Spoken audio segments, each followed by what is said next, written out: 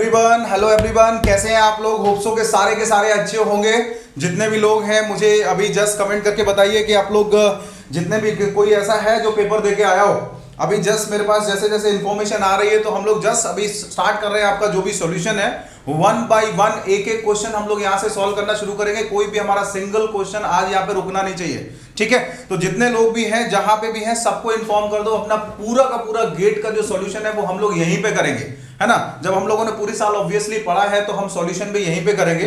तो सबको इन्फॉर्म करिए और मुकेश सर हमारे साथ कनेक्ट होंगे। 1 बाय 1 हम लोग सॉल्यूशन देते चलेंगे और जब तक खत्म नहीं होता तब तक हम लोग सॉल्यूशन करेंगे। तो जितने भी लोग हैं मुझे एक बार कमेंट करके पहले बता दें कि वॉइस वगैरह क्लियर है, इज एवरीथिंग ओके। अगर सब कुछ ओके है तो अपना जो सेशन है वो स्टार्ट करेंगे। जल्दी से मुझे कमेंट करके बता दें कि इज एवरीथिंग ओके, क्या सब कुछ ओके है, क्या सब कुछ चल रहा है सही से। मेरी वॉइस आप लोगों तक आ रही है क्या बेटा? जल्दी से बता दो एक बार। और हम लोग जल्दी से अभी वॉट लग गई है कि पेपर ठीक था। एमएसक्यू का और एनईटी का जो है वेटेज भी इक्वल रहा है, ठीक है। तो अभी जिसका इवनिंग में एग्जाम है वो अपना इवनिंग के एग्जाम आराम से जस्ट देखे जाके।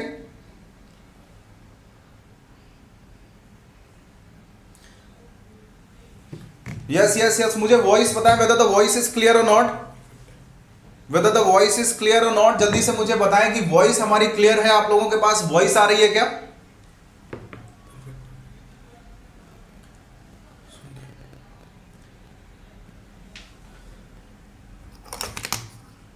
यस आप लोग कमेंट करते जाइए क्योंकि सेशन आज का जो ना है बेहतरीन सेशन होने वाला है और बहुत ही इंपॉर्टेंट सेशन है सबके लिए। हमारे लिए जो सेशन है वो सबके लिए इंपॉर्टेंट है। यस इवनिंग वाले टेंशन फ्री होके बस पेपर दे जाके।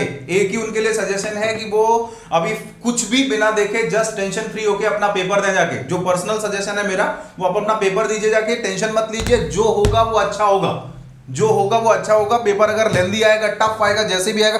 Yes what was the level of the paper? देखिए पेपर के लेवल की अगर हम जस्ट बात करें तो पेपर टफ नहीं था। न्यूमेरिकल और मल्टीपल चॉइस क्वेश्चन जो थे वो इक्वल आए थे पेपर में। अभी तक का जो इंफॉर्मेशन है कि न्यूमेरिकल और मल्टीपल चॉइस क्वेश्चन आपके इक्वल आए थे। Paper was not tough, paper was लेंदी। थोड़ा सा पेपर लेंदी था ऐसा बच्चे जस्ट बता रहे हैं। एप्टीट्यूड बहुत ही आसान आया था, एप्टीट्यूड जो था वो बहुत ही आसान आया था, है ना। क्वेश्चन की अगर हम जस्ट बात करें तो एक प्रोडक्शन से क्वेश्चन आया था, प्रोडक्शन से एक क्वेश्चन आया था। अभी जस्ट मुकेश सर क्वेश्चन को लेके आएंगे अपने पास जो आया था, जिसमें आपका चिप थिकनेस दिया हुआ था 1.5 mm। आपका यहां से जस्ट मिनिमम यहां से कटिंग टाइम दे रखा था। आपका जस्ट क्वेश्चन सिंपल आया था, अगर हम जस्ट हाँ एफिशिएंसी पूछा हुआ है। मैं अभी जस्ट मुकेश सर से करवाएंगे, मुकेश सर जो भी हैं अब ये क्वेश्चन इसको करवाएंगे। यस बहुत इजी क्वेश्चन था, मतलब देख के पता चल रहा है कि जस्ट सारी वैल्यूज दी थी आपको पुट करनी थी, तो ये तो इजी क्वेश्चन था। कोई स्टूडेंट का बोलना है कि मॉडरेट लेवल रहा है तो कोई बात नहीं है, अभी जस्ट पूरा सीन क्लियर हो जाएगा, सॉल्यूशन करेंगे। आप लोग जस्ट कनेक्ट सर बात करिए बच्चों से, तब तक मैं बाकी लोगों से कॉल पे कनेक्ट होता हूं एक बार, ठीक है। तो देखो अभी जैसे कि बताया है कि टाइम दिया हुआ था, करंट दिया हुआ है, ठीक है ना। तो थिकनेस दी हुई थी, सिंपल आपको जो भी एफिशिएंसी था वो पूछा गया था, ठीक है। और पहले तो मैं उन लोगों को बता दूं, कुछ जल्दी से आ जाओ। एक सारे के सारे जो भी पेपर दे चुके हैं, देखो बेटा हम लोगों ने पूरे साल मेहनत करी है, मतलब साथ में जुड़े रहे हैं स्टार्टिंग से। पिछले 8 मंथ से आपने देखा होगा कितना सारा आपको फ्री कंटेंट मिला है, कितनी सारी मेहनत की गई है आपके लिए। सो जल्दी से आ जाओ, आज भी आप हमारे साथ ही रहेंगे। आज भी हम लोग पूरा सोल्यूशन करेंगे, मतलब 65 क्वेश्चंस की हम बात कर रहे हैं। ट्राई करेंगे कि इसी सेशन में पूरे 65 आपको क्वेश्चंस मिले। तो आपको वेट नहीं करना होगा। मेमोरी बेस हमारे पास क्वेश्चंस आ गए हैं, अभी जस्ट हम लोगों ने लिखवा लिए हैं। तो बेटा आपको जो क्वेश्चंस मिलेंगे वो मैं आपको ऐसे ही जस्ट बताऊंगा, आप परेशान मत होइए। सबसे फास्ट यहाँ पे मिलने वाले हैं, सबसे फास्टेस्ट। देखिए मेरे पास जो क्वेश्चन है, एक तो 5% of the PQRS are sitting in a row not necessarily, aptitude का क्वेश्चन है। और एक rigid insulated tank is initially evacuated, it is connected through a wall to a supply pipeline unsteady state से question आया है। तो आप लोगों ने सबने कर लिया होगा, अभी जस्ट कनेक्ट सर इसको डिस्कस करेंगे, ठीक है। एक अनस्टेडी स्टेट से क्वेश्चन आया है और यहां से just consider a system of the power plant operating on the ideal reheat Rankine cycle से आया है। परसों ही मैंने जस्ट डिस्कस किया था आइडियल रीहीट रैंकाइन साइकिल, ठीक है। हाँ, in which of the following pairs of the cycle both cycle have the least one isothermal process, Brayton Rankine Carnot Stirling. Just बहुत आसान, मतलब पेपर लेंदी है बट मतलब ऐसा नहीं है, टफ नहीं। एक हीट ट्रांसफर का क्वेश्चन पढ़ाता हूं अभी जस्ट मैं यहां से सॉल्यूशन देना शुरू करूंगा।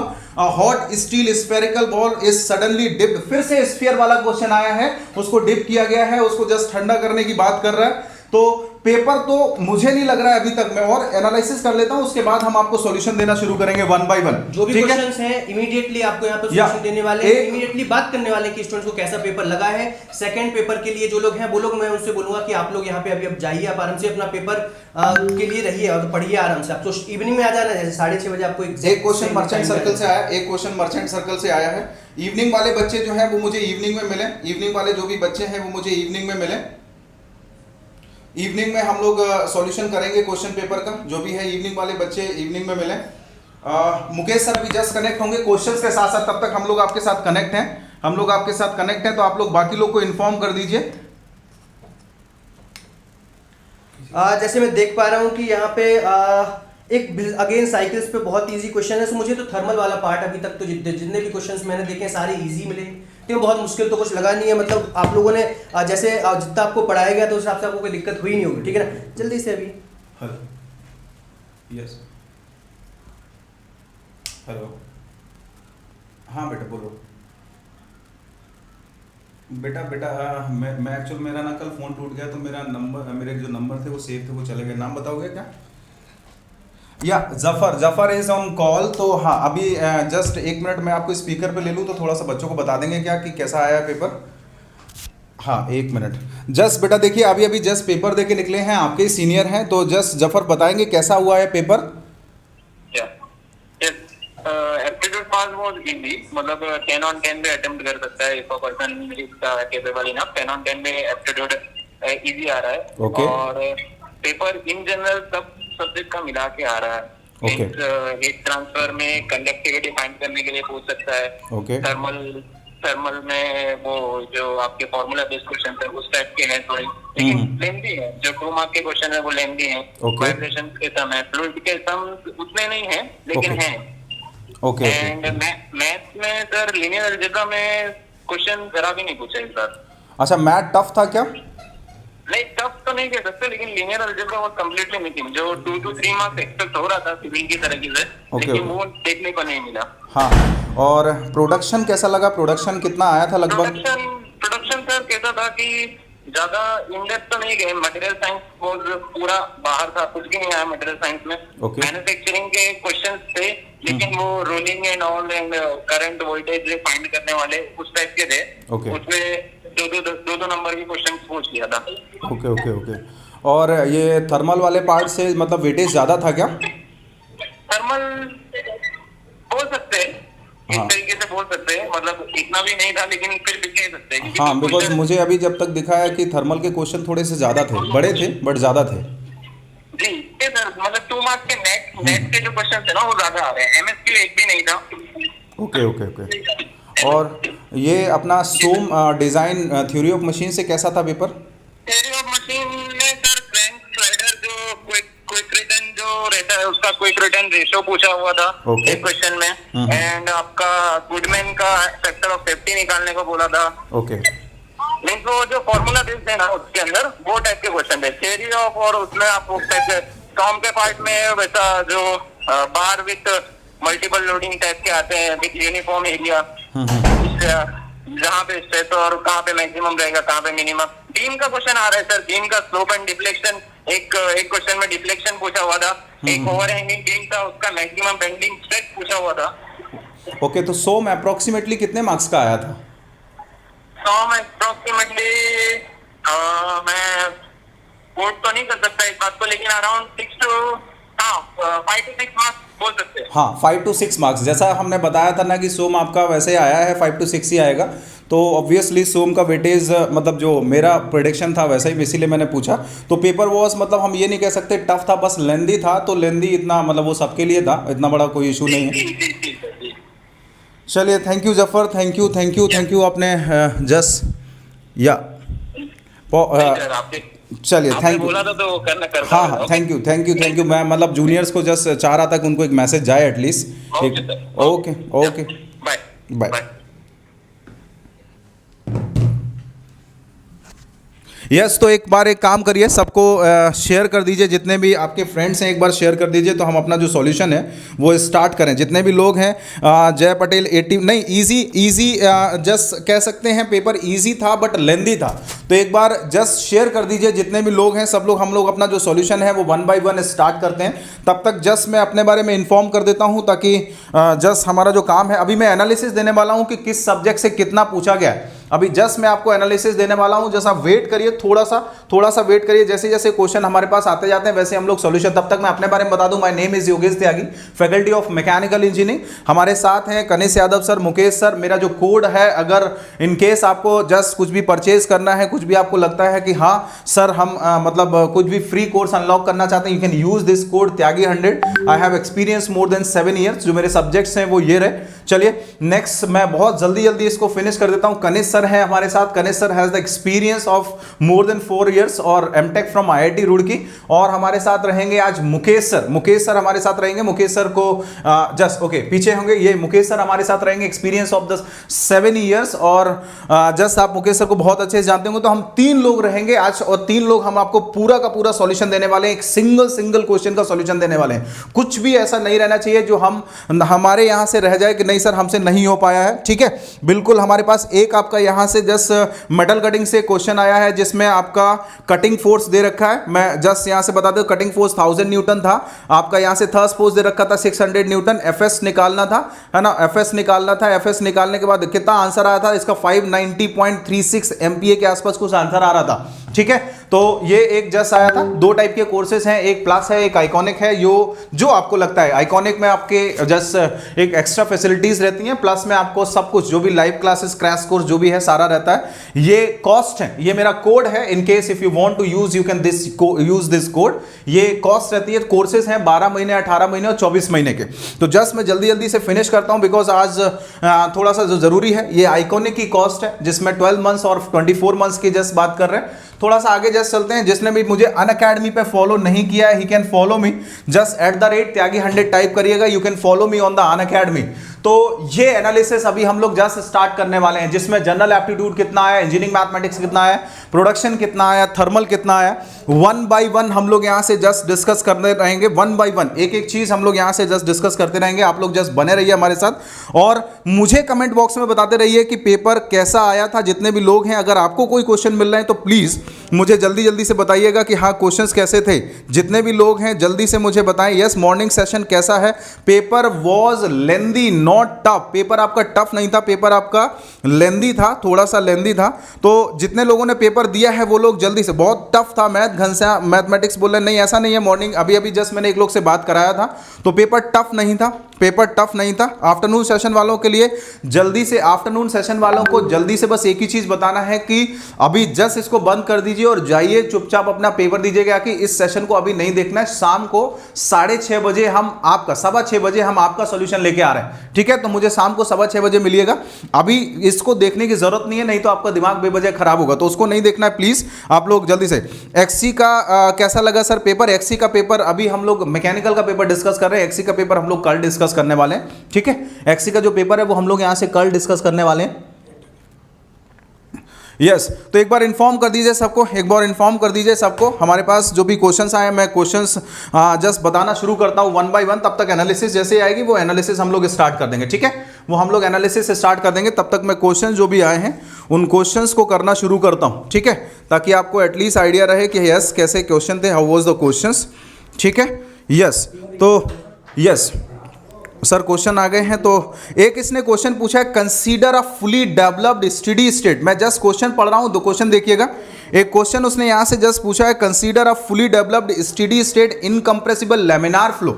आई डोंट जस्ट पूरा का पूरा डाटा जैसे भी हो आप यहां से देखिएगा। उसने यहां से बोला कंसीडर फुली डेवलप्ड। 1 मिनट, इसको रोटेट हो जा रहा है ये बार बार जो क्वेश्चन भेजा गया है। 1 मिनट, यस या सो क्वेश्चन है बेटा यहां से, consider a fully developed steady state incompressible laminar flow in a viscous fluid between 2 large horizontal plates. उसने 2 लार्ज ऑरिजोंटल प्लेट दी हैं, इनके बीच में आपका एक विस्कस फ्लूइड दिया गया है। Viscous flow between the 2 large horizontal plate, the bottom plate is fix and the top plate is move with a constant and constant velocity of u is equal to 4 metre. ये इसने bottom plate बेटा just बता रखी है, fix है। Top plate जो है उसने यहां से बता रखा है ये 4 मीटर पर सेकंड की स्पीड से चल रही है। देखते जाइएगा, separation between the plate is 5 mm। यहां से जस्ट सेपरेशन जो बता रखा है, यहां से जो बता रखा है वो 5 mm बता रखा है। Separation between the plate is 5 mm। There is no pressure gradient in the direction of the flow. Density दे रखी है फ्लूइड की, उसने डेंसिटी दे रखी है रो, आपको बता रखा है 800 kg पर मीटर क्यूब। रो जो आपके पास दे रखा है वो 800 kg पर मीटर क्यूब है। एंड द काइनेमेटिक विस्कोसिटी उसने बता रखा है, न्यू बता रखा है बेटा उसने जस्ट 1.25। मुझे एक बार डाटा कंफर्म करिएगा, into 10 to the power -4 metre square per second. मुझे डाटा कंफर्म करिएगा metre square per second. The average shear stress in the fluid उसने पूछा है आपसे, the average shear stress in the fluid उसने जस्ट पूछा है कि एवरेज शियर स्ट्रेस कितना होगा। तो मेरे ख्याल से एवरेज शियर स्ट्रेस की अगर हम यहां से जस्ट बात करें तो आपने यहां से निकाल दिया होगा tau is equal to mu, और इनटू में बेटा आया है du डिवाइडेड बाय dy। बहुत ही आसान क्वेश्चन प्रॉपर्टी से पूछा गया है। म्यू अगर हम यहां से जस्ट बात करें तो म्यू हमारे पास न्यू इज इक्वल टू कितना होता है बेटा, म्यू बाई रो। तो अगर हम यहां से म्यू निकालना चाहे तो mu is equal to nu into rho हो जाएगा, और इनटू में du डिवाइडेड बाई dy हो जाएगा। तो परेशान होने की जरूरत नहीं, हम लोग यहां से जैसे जैसे क्वेश्चन मिलते जाते हैं 1 by 1 सॉल्व करना शुरू करते हैं। ये तो जस्ट मेरे पास है, तो न्यू हमारे पास कितना है बेटा 1.25 इंटू 10 टू दी पावर -4, और इंटू रो हमारे पास कितना है 800। du बाई dy की अगर हम यहां से जस्ट बात करें तो ये 4 - 0 divided by 5 into 10 to the power -3। क्या सॉल्व किया आप लोगों ने, क्या सॉल्व किया आप लोगों ने यहां से जस्ट मेरे पास जितने भी लोग हैं कमेंट बॉक्स में जल्दी से बताएं क्या सॉल्व किया आप लोगों ने, क्या सॉल्व किया आप लोगों ने, जल्दी से बताएं मुझे क्या सॉल्व किया आप लोगों ने।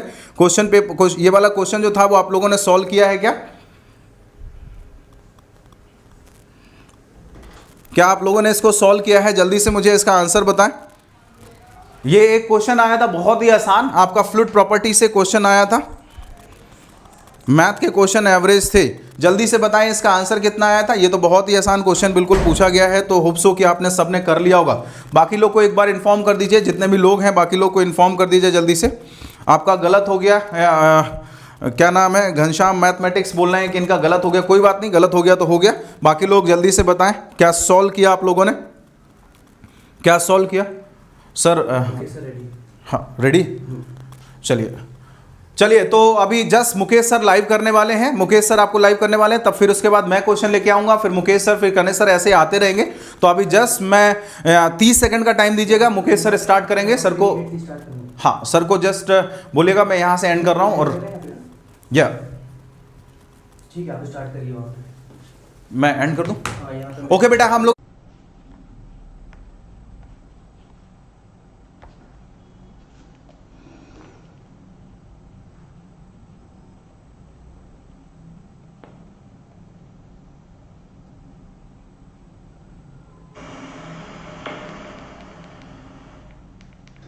हेलो एवरीवन, चलिए ठीक है। डेफिनेटली कुछ क्वेश्चंस मेरे पास आए हैं स्टूडेंट्स के, मेमोरी बेस्ड क्वेश्चंस जो है उनको सॉल्व करेंगे। तो आप लोग सपोर्ट भी करिएगा, बताइएगा क्या आंसर आप लोगों का आ रहा है ना। सो लेट्स स्टार्ट करते हैं क्वेश्चंस को।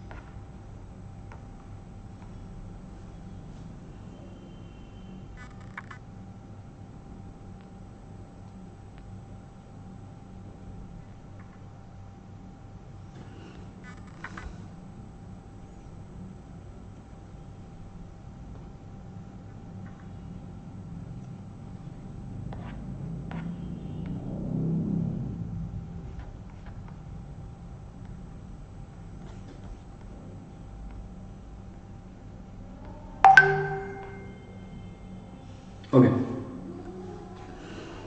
So let's start the question. तो पहला वाला जो क्वेश्चन मैं ले रहा हूँ बहुत ही सिंपल सा क्वेश्चन है। देखेंगे क्वेश्चन इस तरीके से आपके पास क्वेश्चन दिया हुआ है, मेटल कटिंग से क्वेश्चन है। Question is from metal cutting से क्वेश्चन है। मेटल कटिंग में बहुत बार पढ़ाया हुआ भी हूँ और फुल कोर्स पे भी पढ़ाया हुआ था। मेटल कटिंग का देखिए क्वेश्चन कैसा है। मेटल कटिंग में आपसे पूछा हुआ है, ठीक है, ध्यान देंगे। मेटल कटिंग क्वेश्चन दिया हुआ है, आपको कटिंग फोर्स का जो वैल्यू दिया हुआ, देखिए क्वेश्चन इस तरीके से आपके पास कटिंग फोर्स यानी FH का वैल्यू जो दिया हुआ है वो आपको दिया हुआ है 1000 न्यूटन दिया हुआ है। कटिंग फोर्स आपको दिया है 1000 न्यूटन दिया हुआ है। बहुत ही सिंपल सा क्वेश्चन होता है इस टाइप का।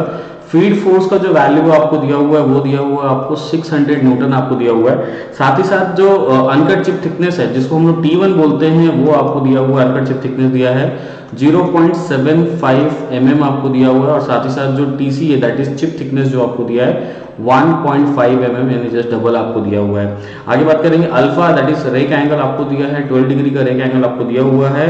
और आपसे जो पूछा हुआ है वो पूछा हुआ है सिर्फ FS पूछा है, व्हाट इज FS यानी शियर फोर्स का क्या वैल्यू है ये आपसे पूछा है, what is the value of FS का वैल्यू कितना होगा ये आपसे पूछा हुआ है, ठीक है। चलिए आप लोग लाइव कनेक्टेड होंगे। ये क्वेश्चन किसी स्टूडेंट ने मुझे बताया हुआ है। Let's solve the problem. बहुत ही सिंपल सा क्वेश्चन होता है। कुछ नहीं करूंगा, कोई फॉर्मूला रट्टा नहीं मारना रहता है। मैं आपको खास करके बता दूं, जनरली जब मैं डिस्कस करता हूँ, जब मैं पढ़ाता हूँ तो मैं आपसे बात करता हूँ कि मुझे कोई फॉर्मूला रट्टा नहीं मारना है, ठीक है। तो अगर मुझे कोई फॉर्मूला रट्टा नहीं मारना है तो वैसे कंडीशन सिचुएशन में हम लोग क्या करेंगे, सिंपली सॉल्व कर सकते हैं।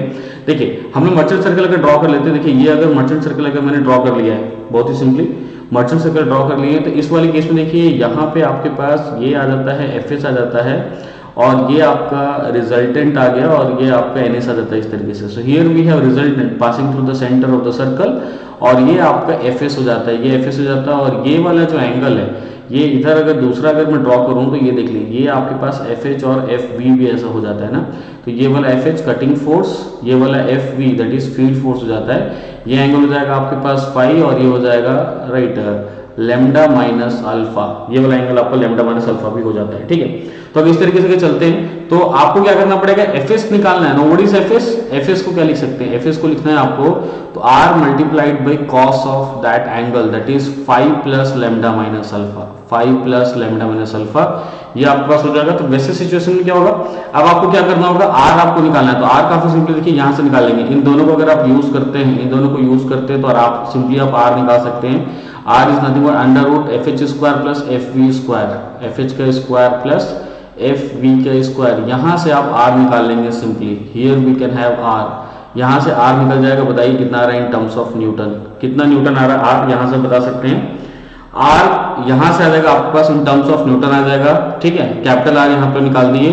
अब सवाल ये उठता है कि आपके पास अल्फा दिया हुआ, देख लीजिए अल्फा आपको दिया है 12 डिग्री दिया है, बट आपके पास यहाँ पे अभी फाई नहीं है, आपके पास अल्फा है बट फाई और लैम्डा नहीं है। आराम से आप निकाल सकते हैं। देखिए ये T1 TC को अगर इन T1 TC को यूज करेंगे तो इन दोनों को यूज करके आपके पास स्मॉल r का वैल्यू आता है। स्मॉल r का अगर वैल्यू देखेंगे तो that is T1 by TC uncut shifting, तो ये आ जाएगा आपके पास 0.5 आ गया।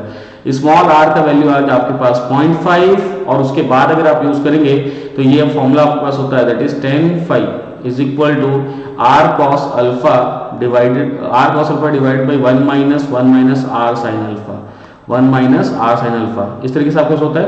ये लगा के यहाँ से आप सबसे पहले निकाल सकते हैं phi. From here you can get the value phi. सबसे पहले आप फाई का वैल्यू निकालेंगे, यहाँ से आपको फाई का वैल्यू पता चल जाएगा। देख लीजिए यहाँ से आपको सबसे पहले यहाँ से राइट सबसे पहले यहाँ से आपको ठीक है। कुछ लोग बोल रहे हैं पेपर इजी था या डिफिकल्ट था, उसमें भी आएंगे। जब बहुत सारे क्वेश्चंस आ जाएंगे तो पूरे टोटल एनालिसिस पे भी आएंगे, बीच में बात करेंगे आपसे, इसी सेशन में बातचीत करते रहेंगे।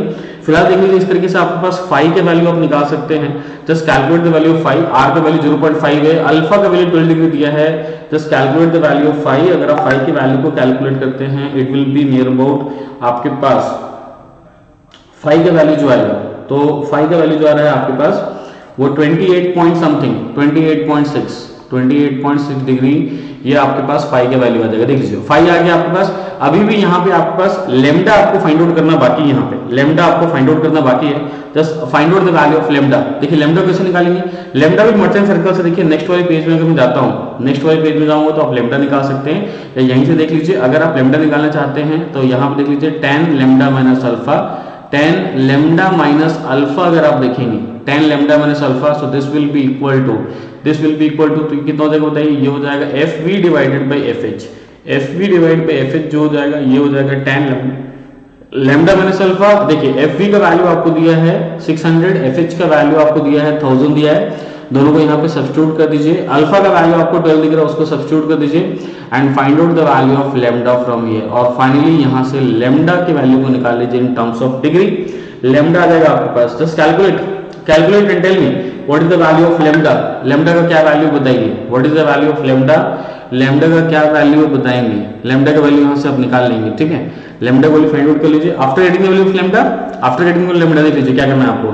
लैम्डा मिल जाने के बाद आपको क्या करना है, बहुत ही सिंपली लैम्डा मिल जाने के बाद देखिए क्या करेंगे, ये जो आपके पास है ये जो मेन फॉर्मूला यहाँ पे लिखा था to get the value of F S निकालने के लिए, ये देखिए मेन फॉर्मूला है आपके पास, ये मेन फॉर्मूला है। अब देखिए इसमें आपके पास सब कुछ आ गया, इसमें आपके पास अभी सब कुछ आ गया, देख लीजिए आपके पास आर का वैल्यू है, यहाँ से देख लीजिए आप आर निकाल रहे हैं in terms of newton, under root F H square plus F E square, यहाँ से आपके पास आर आ गया है। After getting the value of R आपके पास देख लीजिए 5 का वैल्यू 28.6 आ गया है, यहाँ से लैम्डा वैल्यू निकाल लीजिए आप, यहाँ पर देखिए लैम्डा निकाल लीजिए, अल्फा भी आपको दिया है, just substitute in this formula, इस वाले फॉर्मूले सब्स्टिट्यूट करिए जहाँ पे एफ एस का वैल्यू आपको दिया है R multiplied by cos of 5 plus lambda minus alpha, इस वाले में सब्स्टिट्यूट कर लीजिए, then you will get result, आपको रिजल्ट मिल जाएगा और यहाँ से आपको एफ एस का वैल्यू मिल जाएगा। And this value of F S को कैलकुलेट करिए, मेरे पास कैलकुलेटर नहीं है, कैलकुलेट करिए, जस्ट कैलकुलेट दिस वैल्यू को कैलकुलेट करिए कितना आ रहा है, एक बार कैलकुलेट करके बताएंगे। एफ एस का वैल्यू जो होगा, एफ एस का वैल्यू एक बार कैलकुलेट कर लीजिए, एफ एस का वैल्यू आपके पास 590 के आसपास किसी ने मुझे बताया, सॉल्व करके मैं लिख दे रहा हूँ, एक बार आप चेक करिएगा, तो आपके पास जो एफ एस का वैल्यू है, आपके पास जो एफ एस का वैल्यू जो आएगा that will be equal to, मैं यहाँ पे लिख रहा हूँ ना, एफ एस का वैल्यू इस वाले फॉर्मूले में यूज करके आपके पास जो एफ एस का वैल्यू आएगा that will B 590.3 Newton, 590.3 Newton, this is the value of F S, ये एफ एस का वैल्यू आ जाएगा। चेक कर लेंगे एक बार 590.3 न्यूटन, ये आपके पास एफ एस का वैल्यू आ गया है 590.3 न्यूटन, ठीक है, समझ गया 590 न्यूटन। बहुत ही सिंपल सा क्वेश्चन था, मेटल कटिंग का सिर्फ एक मर्चेंट सर्कल ड्रॉ करना था और उसके अलावा कुछ भी नहीं करना था आपको, 10 का सिंपल सा फॉर्मूला लगा दिया। देखिए ये फॉर्मूला बहुत इंपॉर्टेंट है, हर किसी को पता है, this formula is very important, बहुत ज्यादा इंपॉर्टेंट फॉर्मूला था, इस फॉर्मूले को लगा लिए आप, इस फॉर्मूले को लगा लिए आप आराम से और कर लिए। चलिए ठीक है, अगले क्वेश्चन पे आएंगे, नेक्स्ट क्वेश्चन, नेक्स्ट वाले क्वेश्चन पे आते हैं। ये रहा आपके पास नेक्स्ट वाला क्वेश्चन रहा, here we have next question, ये लीजिए, ये नेक्स्ट क्वेश्चन है आपके पास, ये रहा यहाँ पे नेक्स्ट क्वेश्चन, ये भी क्वेश्चन जो है प्रोडक्शन इंजीनियरिंग से है, ये वाला क्वेश्चन भी आपके पास प्रोडक्शन इंजीनियरिंग से है। क्वेश्चन देखते हैं क्या दिया हुआ है, question is from welding, question आपके पास वेल्डिंग से आया हुआ क्वेश्चन है, बहुत ही सिंपल देखा जाए तो spot welding, I should write spot welding, spot welding से एकदम छोटा सा क्वेश्चन है, जैसे एक्सपेक्टेड होता है बार बार वैसे क्वेश्चन आया हुआ स्पॉट वेल्डिंग से। तो अगर आप देखेंगे स्पॉट वेल्डिंग से, तो स्पॉट वेल्डिंग से इस तरीके से आपको क्वेश्चन है, आपको बोला हुआ है स्पॉट वेल्डिंग क्वेश्चन बोला है कि आपको जो थिकनेस ऑफ प्लेट है, जो प्लेट है उसका थिकनेस, जो आपके पास थिकनेस जो है प्लेट का वो आपको दिया हुआ है, that is equal to 1.5 mm, 1.5 mm के आसपास कुछ दिया हुआ है। साथ ही साथ अगर बात करूं करंट आई का वैल्यू जो दिया है, करंट आई का वैल्यू दिया है 1000 एम्पीयर दिया है, 1000 एम्पीयर दिया हुआ है। साथ ही साथ जो टाइम का वैल्यू दिया है वो आपको दिया है 0.25 सेकेंड, 0.25 सेकेंड आपको दिया हुआ है ना, 0.25 सेकेंड आपको दिया हुआ है, 0.25 सेकेंड आपको दिया हुआ है। उसके अलावा अगर आप देखेंगे तो वॉल्यूम ऑफ नगेट जो आपको दिया हुआ है दैट इज गिवन, हाँ सर बोलिए, ओके, वॉल्यूम ऑफ नगेट दिया है 70 mm क्यूब आपको दिया, वॉल्यूम ऑफ नगेट आपको दिया हुआ है। साथ ही साथ अगर आप देखेंगे तो आपको रेजिस्टेंस R का जो वैल्यू दिया हुआ है वो दिया है 0.0001 ओम आपको दिया हुआ है, ठीक है। और U स्पेसिफिक एनर्जी दिया है, that is energy per unit volume for melting, जो आपको दिया है वो दिया है आपको 12 जूल पर mm क्यूब, 12 जूल पर mm क्यूब आपको दिया है। तो व्हाट टू फाइंड आउट, क्या फाइंड आउट करने बोल रहा है, एफिशिएंसी निकालने बोल रहा है, ठीक है, efficiency, thermal efficiency, whatever heat transfer thermal efficiency जो भी आपको निकालना बोला, चलो मैं हीट ट्रांसफर एफिशिएंसी बोल दूं या थर्मल एफिशिएंसी बोल दूं, जो भी बोल दूं, ये आपको निकालने के लिए बोला गया है। तो सिंपल सी बात है, since we know thermal efficiency की बात करें, हीट एफिशिएंसी की बात करते हैं, तो ये होता है आपका heat required divided by heat supplied. कितना हीट रिक्वायर्ड है, कितना हीट सप्लाइड है। अब देखिए हीट रिक्वायर्ड निकालना काफी आसान है। हीट रिक्वायर्ड कैसे निकल जाएगा, तो आपके पास जो वॉल्यूम ऑफ नगेट है, Vn वॉल्यूम ऑफ नगेट देख लीजिए, ये Vn वॉल्यूम ऑफ नगेट आपके पास हो गया, volume of nugget multiplied by specific energy U हो जाएगा आपके पास, U जो आपके पास है वो हो जाएगा आपके पास divided by I square RT हो जाएगा।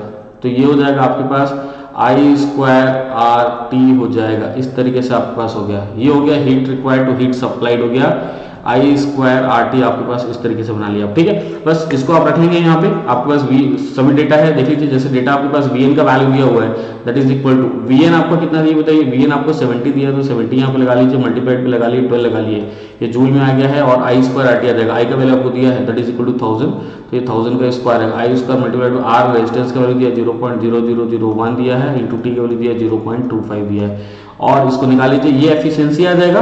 और 100 से मल्टीप्लाई करेंगे फॉर परसेंटेज, 100 से मल्टीप्लाई कर लीजिए percentage, it will B 33 point something, 33.3 और 33.6, 33.3% या 6% के आसपास कुछ आ रहा होगा, देख लीजिए, and this will be the answer for this question. इस वाले क्वेश्चन के लिए ये आंसर आपके पास आ जाएगा। बहुत ही सिंपल सा था। तो दो क्वेश्चन मैं अभी करवा दिया हूँ, एक मैं प्रोडक्शन से एक मेटल कटिंग करवाया हूँ, एक प्रोडक्शन से एक वेल्डिंग करवाया हूँ, और भी क्वेश्चन में लेके आऊंगा, स्ट्रेंथ ऑफ मटेरियल से लेके आऊंगा, और बाकी टॉम से लेके आऊंगा, वाइब्रेशन से लेके आऊंगा, इंडस्ट्रियल से लेके आऊंगा। जब तक अभी त्यागी सर और कनिष्ठ सर भी कंटिन्यू करेंगे इसी सेशन में, कहीं मत जाइएगा, बने रहिए इस सेशन में। त्यागी सर कनिष्ठ सर भी बाकी क्वेश्चंस लेके आ रहे हैं। ओके।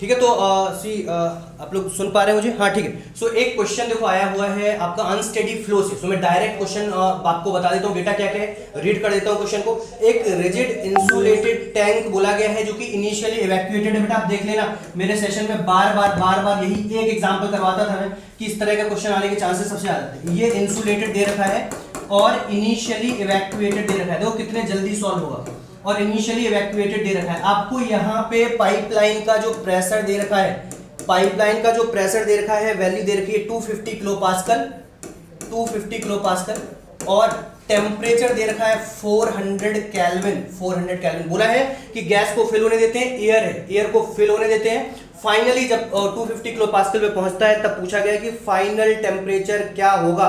पूछा गया है सी लास्ट में बोला गया है air is allowed to flow and reaches 250 kilopascal at which point the valve is closed, assume that air waves and perfect gas, और पूछा गया final temperature of air inside the tank। सो इसको हमने बार बार किया है, बिल्कुल आसान क्वेश्चन है, बिल्कुल इजी क्वेश्चन है। क्या करना होता है, gamma T I, final temperature gamma T I, gamma की वैल्यू 1.4 होगी, यहाँ पे एयर बोला गया था और टेम्परेचर 400 था।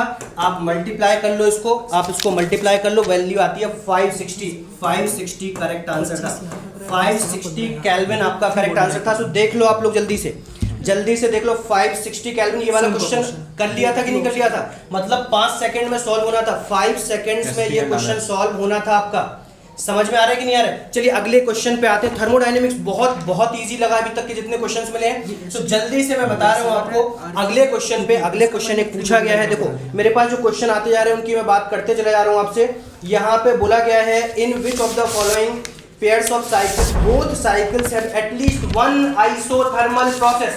कितनी बार बताया था बेटा, ये एक तो कार्नोट लिखा है तो 2 आइसोथर्मल होती है, वो तो एक ही बात कर रहा है, कितनी होती है, 2 आइसोथर्मल होती है। कार्नोट साइकिल हो गया, और इसके अलावा दिया हुआ है स्टर्लिंग साइकिल भी दे रखा है, स्टर्लिंग साइकिल भी दे रखा है। सो आपका ऑप्शन हो जाएगा ये, आपका शायद बी ऑप्शन था जिसमें पूछा गया था कम से कम 2।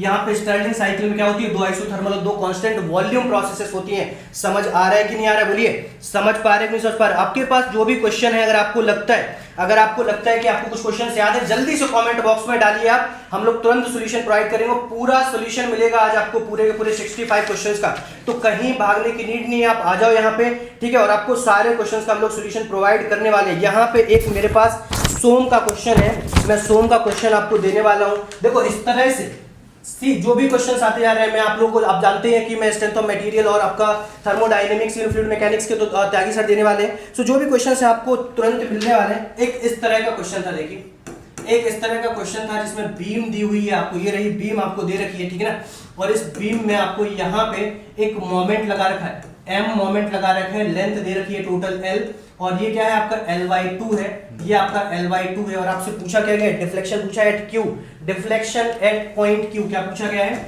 Deflection at point Q, deflection at point Q, at point Q ये पूछा गया। सो कुछ नहीं करना था बेटा, बिल्कुल इजी क्वेश्चन था। आप एरिया मोमेंट मेथड लगाओ और उड़ा दो इसको, मतलब एरिया मोमेंट मेथड लगा के उड़ा देना। कैसे उड़ाना है, ये रहा आपका, ये रहा आपका, ये m रहने वाला है, ये आपका क्या है टोटल क्या है l है। सो यहाँ तक ये क्या हो जाएगा L/2 हो जाएगा, और यहाँ ये अगेन L/2 होगा, ठीक है ना, यहाँ अगेन ये L/2 हो गया, ये हो गया आपका, नाम दे दो इसको कुछ R दिया हुआ था शायद, ये Q है, ये P है, ठीक है। Q के अबाउट मोमेंट ले लो, Q के अबाउट मोमेंट ले लो, ठीक है ना। सो यही आपको Q के अबाउट जो आप एरिया मोमेंट लेंगे वही आपको देगा क्या, YQ माइनस व्हाट YR, ठीक है ना। सो यहाँ से आपका हो जाएगा सिंपली डिफ्लेक्शन R पे तो 0 रहने वाला है। सो ये वैल्यू हो जाएगी, एरिया कितना हो जाएगा L/2 into M upon EI diagram है, ठीक है ना, M अपॉन EI डायग्राम है। सो क्या हो जाएगा L/2 into M upon EI into what, कितने पे होगा ये, आपको क्या लेना था, मोमेंट लेना था, ये एरिया हो गया, मोमेंट लोगे L/4 पे आएगा, यहाँ से कितने पे आएगा ये L/4 पे आएगा। सो इंटू L/4 कर देना, ठीक है ना, डाउनवर्ड डायरेक्शन में आने वाला है, उसको कोई लोड नहीं है अपने को। सो ये वैल्यू कितनी हो जाएगी L²/8 क्या हो जाएगा ML²/8 EI। ऑप्शन आपके पास था ML²/2 EI, ML²/16 EI, ML²/EI, और लास्ट ऑप्शन था ML²/2 EI, सॉरी 8 EI। सो आपका आंसर हो जाएगा ML²/4 EI नहीं होगा बेटा, 4 EI नहीं होगा। आपने ये ध्यान नहीं दिया शायद कि कहाँ पूछा गया था, ये आपको ध्यान देना था। सो ये पूछा कहाँ पे गया था, Q पॉइंट पे पूछा गया था। सो 8 EI आंसर होगा, आपका आंसर हो जाएगा डी ऑप्शन आपका करेक्ट हो जाएगा। अब देख लेना जो डेटा मेरे पास आया, अब मुझे जो दिया गया है, जो डेटा मेरे पास पहुंचा है, उसके हिसाब से डिफ्लेक्शन निकालना था एट Q पॉइंट। सो मैंने Q पॉइंट पे निकाला है, और Q पॉइंट के लिए आंसर आपका यही होगा। डायरेक्ट आपसे मैग्नीट्यूड की बात करने वाला था, ठीक है, डायरेक्ट आपसे मैग्नीट्यूड की बात करने वाला था। सो परेशान नहीं होना। अगला क्वेश्चन देखते हैं जल्दी से, ठीक है, जल्दी से अगला क्वेश्चन देख लेते हैं, ठीक है, ठीक है। अगला क्वेश्चन हम करने वाले हैं, कुछ और क्वेश्चन जल्दी से, ठीक है, चलिए, ठीक है। अभी जब तक मैं और क्वेश्चंस देख रहा हूँ थर्मो के, तब तक त्यागी सर आपको कुछ सॉल्यूशन देंगे, ठीक है। सो देखिए, करते रहिए आप लोग। हेलो एवरीवन, एक बार मुझे वॉइस वगैरह सब कुछ क्लियर कर दीजिए, whether you are getting my voice और नॉट। अगर आप लोग को वॉइस क्लियर है तो मुझे एक बार कंफर्म करें प्लीज। सब लोग एक बार, जितने भी लोग वॉच कर रहे हैं वो एटलीस्ट मुझे कमेंट करके बताएं कि हाँ वॉइस इज ओके। तो अपना जो सेशन है, yes, x is equal to जितने भी लोग हैं, जितने भी लोग देख रहे हैं, चलिए यहाँ से एक क्वेश्चन हीट ट्रांसफर का आया है। देखिए एक क्वेश्चन सिंपल हीट ट्रांसफर का आया है, उसने एक हेजियर चार्ट से क्वेश्चन दिया है। जितने भी लोग हैं प्लीज इसको जस्ट देखें। एक क्वेश्चन आपका यहाँ से हीट ट्रांसफर का आया है, जो उसने हेजियर चार्ट का क्वेश्चन दिया। एक मिनट रुकिएगा, मैं जस्ट यहाँ से क्वेश्चंस पे आता हूँ, जस्ट रुकिएगा। चलिए, तो हम लोग यहाँ से जस्ट स्टार्ट करते हैं। हमारे पास एक जस्ट बोला है कि हेजियर चार्ट में विच ऑफ द डायमेंशनलेस, कौन सा डायमेंशनलेस नंबर यूज होता है। अगर हम हेजियर चार्ट की बात करें तो कौन सा डायमेंशनलेस नंबर यूज होता है। तो ये जस्ट एक थ्योरेटिकल क्वेश्चन था। आपके पास जो आंसर इसका निकला है मेरे ख्याल से आपको पता है, और अगर पता है तो this is nothing, this is Biot number and Fourier number. Heisler chart में कौन सा डायमेंशनलेस नंबर यूज होता है, ये उसने जस्ट पूछा था। एक छोटा सा मैथमेटिक्स का क्वेश्चन और आया, मैथमेटिक्स का क्वेश्चन हम लोग जस्ट डिस्कस करते हैं।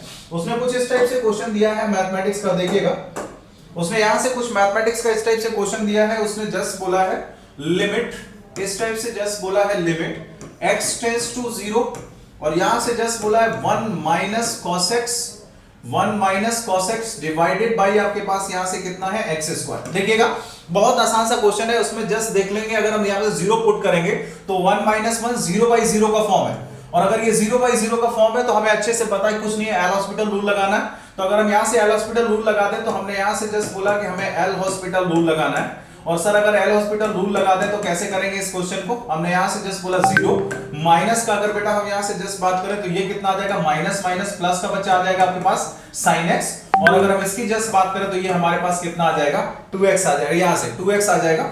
दोबारा से अगर हम यहां से जस्ट करेंगे तो sin x का फिर से एक बार एल हॉस्पिटल रूल लगा दीजिए। अगर हम फिर से लगाएंगे बेटा तो हमारे पास यहां से sin x का कितना हो जाएगा, ये आ जाएगा हमारे पास cos x, और cos x डिवाइड बाई 2 आप यहां से 0 पुट करेंगे तो आंसर जो आएगा वो टेस्ट का कितना आ जाएगा 1/2। आप लोगों ने सॉल्व किया होगा, आप लोगों ने सॉल्व किया होगा। Limit x tends to 0 1 minus x divided by x square, और यहां से अगर हम जस्ट देखें तो हमारे पास कुछ नहीं, इसका जो आंसर था वो था हमारे पास 1/2। और मेरे पास यहां से जस्ट कुछ क्वेश्चंस मिले हैं जिनको हम डिस्कस कर रहे हैं, ठीक है। एक यहां से सोम का क्वेश्चन और मिला है बेटा, एक सोम का क्वेश्चन और अभी जस्ट आया, ये बैच स्टार्ट हो रहा है, इसके बारे में हम लोग बाद में बात कर सकते हैं।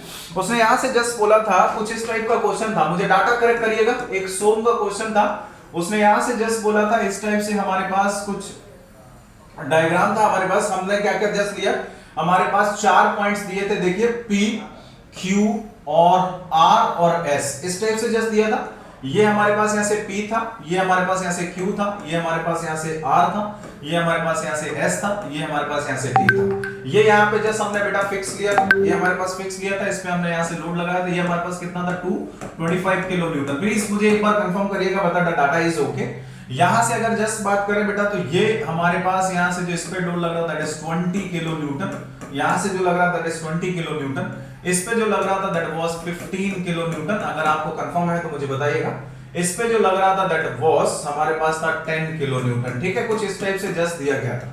तो अगर हम यहां से जस्ट उसने बोला था what will be the value of maximum and minimum shear stress, उसने यहां से जस्ट मिनिमम स्ट्रेस, तो उसने यहां से मैक्सिमम एंड मिनिमम स्ट्रेस के बारे में बोला था। उसने जब भी यहां से जो पूछा था वो मैक्सिमम और मिनिमम स्ट्रेस के बारे में बोला था। तो जितने लोग भी यहां से जस्ट बताएं मुझे जल्दी से बताएं, ये क्वेश्चन जो है वो डाटा क्या इसका यही था। अब हम यहां से जस्ट क्या करना है, इसका जस्ट एफबीडी बनाना था। अगर हम यहां से एफबीडी बनाए तो उसने 4 ऑप्शन दे रखे थे, 4 ऑप्शन। एक आपके पास ए था, हमारे पास एसटी, मतलब हम यहां से जस्ट बात करें एसटी, एंड अगर हम यहां से जस्ट बात करें पीक्यू के बारे में, एसटी एंड पीक्यू के बारे में जस्ट हमसे बोल रहा था, एसटी एंड पीक्यू के बारे में। मुझे यहां से जस्ट बताएं मेरी वॉइस क्लियर आ रही है क्या आप लोगों को, मेरी माई वॉइस इज क्लियर और नॉट? अगर मेरी वॉइस क्लियर है, मेरा आई डोंट नो कि एकदम से यहां से पावर फिलर हो गया। प्रतीक sir,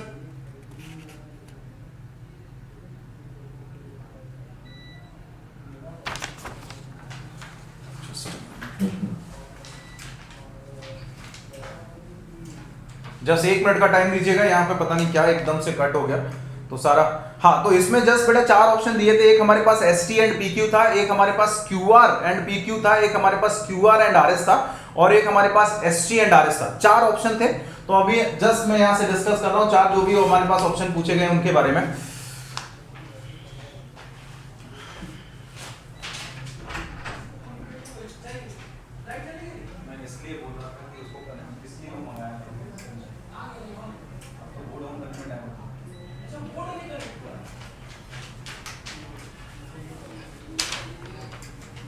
just I am sorry बेटा, यहाँ से जस्ट थोड़ा सा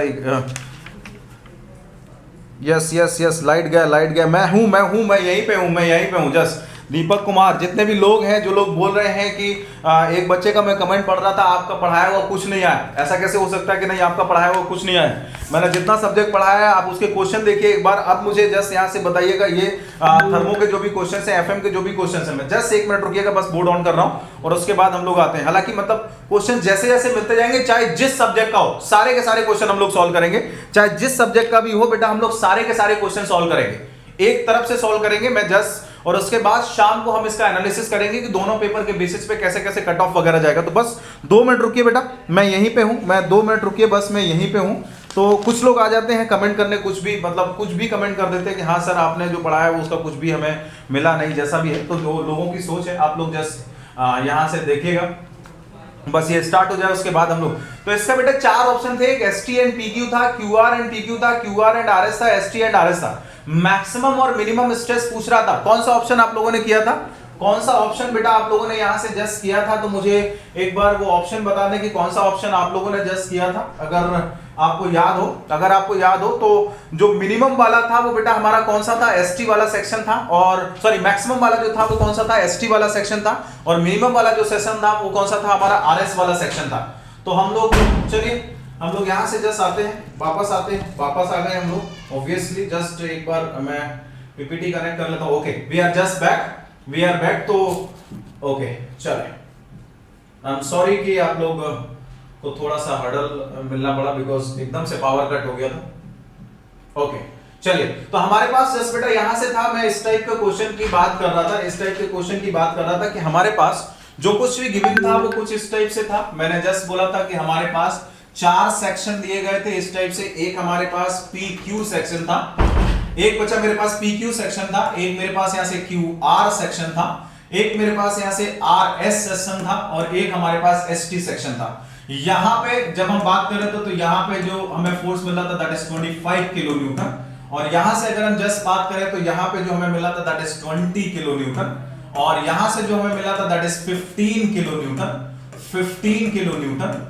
और अगर हम यहां से जस्ट बात करें तो यहां पे लग रहा था 10 किलो न्यूटन। ठीक है, आप यहां से एफबीडी बना लीजिए सबका। अगर आप यहां से एफबीडी बना पाएंगे तो आपको क्लियरली समझ में आएगा। आप यहां से जस्ट देखेंगे तो हमें जस्ट सिंपली दिख रहा है, तो इधर भी कितना फोर्स लग रहा होगा 25 किलो न्यूटन, इधर भी कितना फोर्स लग रहा होगा 25 किलो न्यूटन। अगर हम यहां से जस्ट बात करेंगे बेटा तो इस पे कितना फोर्स लग रहा है हमारे पास, यहां से ST की बात कर रहा हूं मैं। अगर मैं यहां से ST की बात करूं तो इधर हमारे पास 25 है, इधर हमारे पास कितना आ जाएगा 25। और अगर हम यहां से सेकंड वाले की जस्ट बेटा बात करें, ये हमारे पास RS है, ये हमारे पास यहां से RS है, यहां से हमारे पास RS पे यहां पे कितना लगेगा 5। और अगर हम इस साइड की जस्ट बात करें तो ये हमारे पास कितना लगेगा बेटा 5 किलो न्यूटन। ठीक है, जस्ट 5 किलो न्यूटन। मैं आपको जस्ट यहां से ओके नेक्स्ट बेटा अगर हम यहां से जस्ट बात कर लें, एक और हमारे पास यहां से सेक्शन था, एक और हमारे पास सेक्शन था QR। तो अगर हम यहां से QR की जस्ट बात करें तो QR पे हमारे पास इस साइड जो सेक्शन जो लग रहा था दैट इज 20 किलो न्यूटन। अगर आप यहां से FBD बना लेंगे तो मेरे ख्याल से आप बना लेंगे FBD। और यहां से भी कितना था बेटा 20 किलो न्यूटन की जस्ट बात कर रहा था। एक और सेक्शन था हमारे पास PQ, एक और हमारे पास सेक्शन था दैट इज PQ। तो अगर हम PQ सेक्शन की बात करें तो हमारे पास कितना था 10 किलो न्यूटन। तो आप यहां से बहुत आराम से FBD बना के इसका क्वेश्चन को कर सकते थे 10 किलो। अरे मैं कर ले रहा हूं, मैंने तो कभी जिंदगी में सोम नहीं पढ़ाया ना, मैं कर ले रहा हूं। तो आपके पास जो ऑप्शन थे वो आपके पास एक ST जहां पे मैक्सिमम था, ST जहां पे मैक्सिमम था, और RS जहां पे हमारे पास मिनिमम था। जो हमसे पूछा गया था ST जहां पे हमारे पास ये जो मैक्सिमम था और RS जहां पे हमारे पास मिनिमम था। एक और क्वेश्चन पे हम लोग यहां से बात कर लेते हैं। एक क्वेश्चन आया है आपका फ्लूइड मशीनरी से, और उसने बोला है a single jet Pelton wheel output at N is equal to 300 RPM।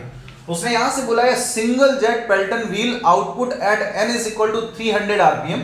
D उसने यहां से जस्ट दे रखा है 2 मीटर। उसने यहां से जस्ट बोला है single jet Pelton wheel, N बता रखा है बेटा आपके पास 300 RPM, 300 RPM आपको यहां से N दे रखा है।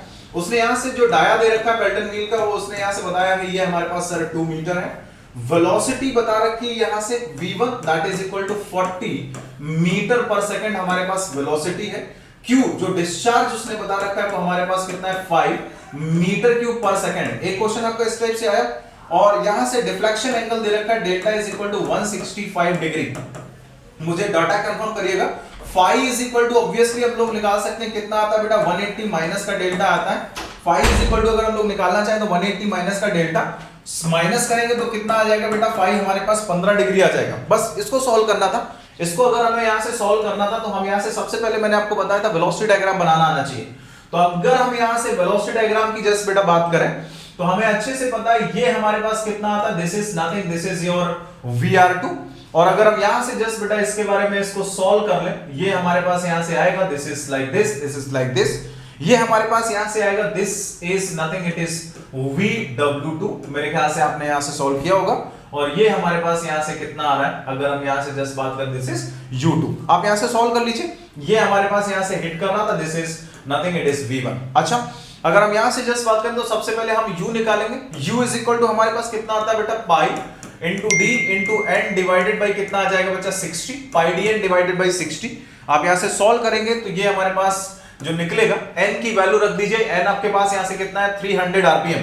N जो है वो आपका कितना है 300 RPM। डाया आपके पास कितना है 2 मीटर, तो 600 डिवाइड बाई 60 तो आपके पास 10 पाई निकल आएगा। अगर आप यहां से जस्ट देखेंगे तो 10 पाई इज इक्वल टू आपको अच्छे से पता है U की वैल्यू आपके पास जो आ रही है वो 31.4159 आ रहा है। U की वैल्यू जो आ रही है वो 31.49 आ रहा है। ठीक है, अब आपको जस्ट आपको फोर्स निकालना था।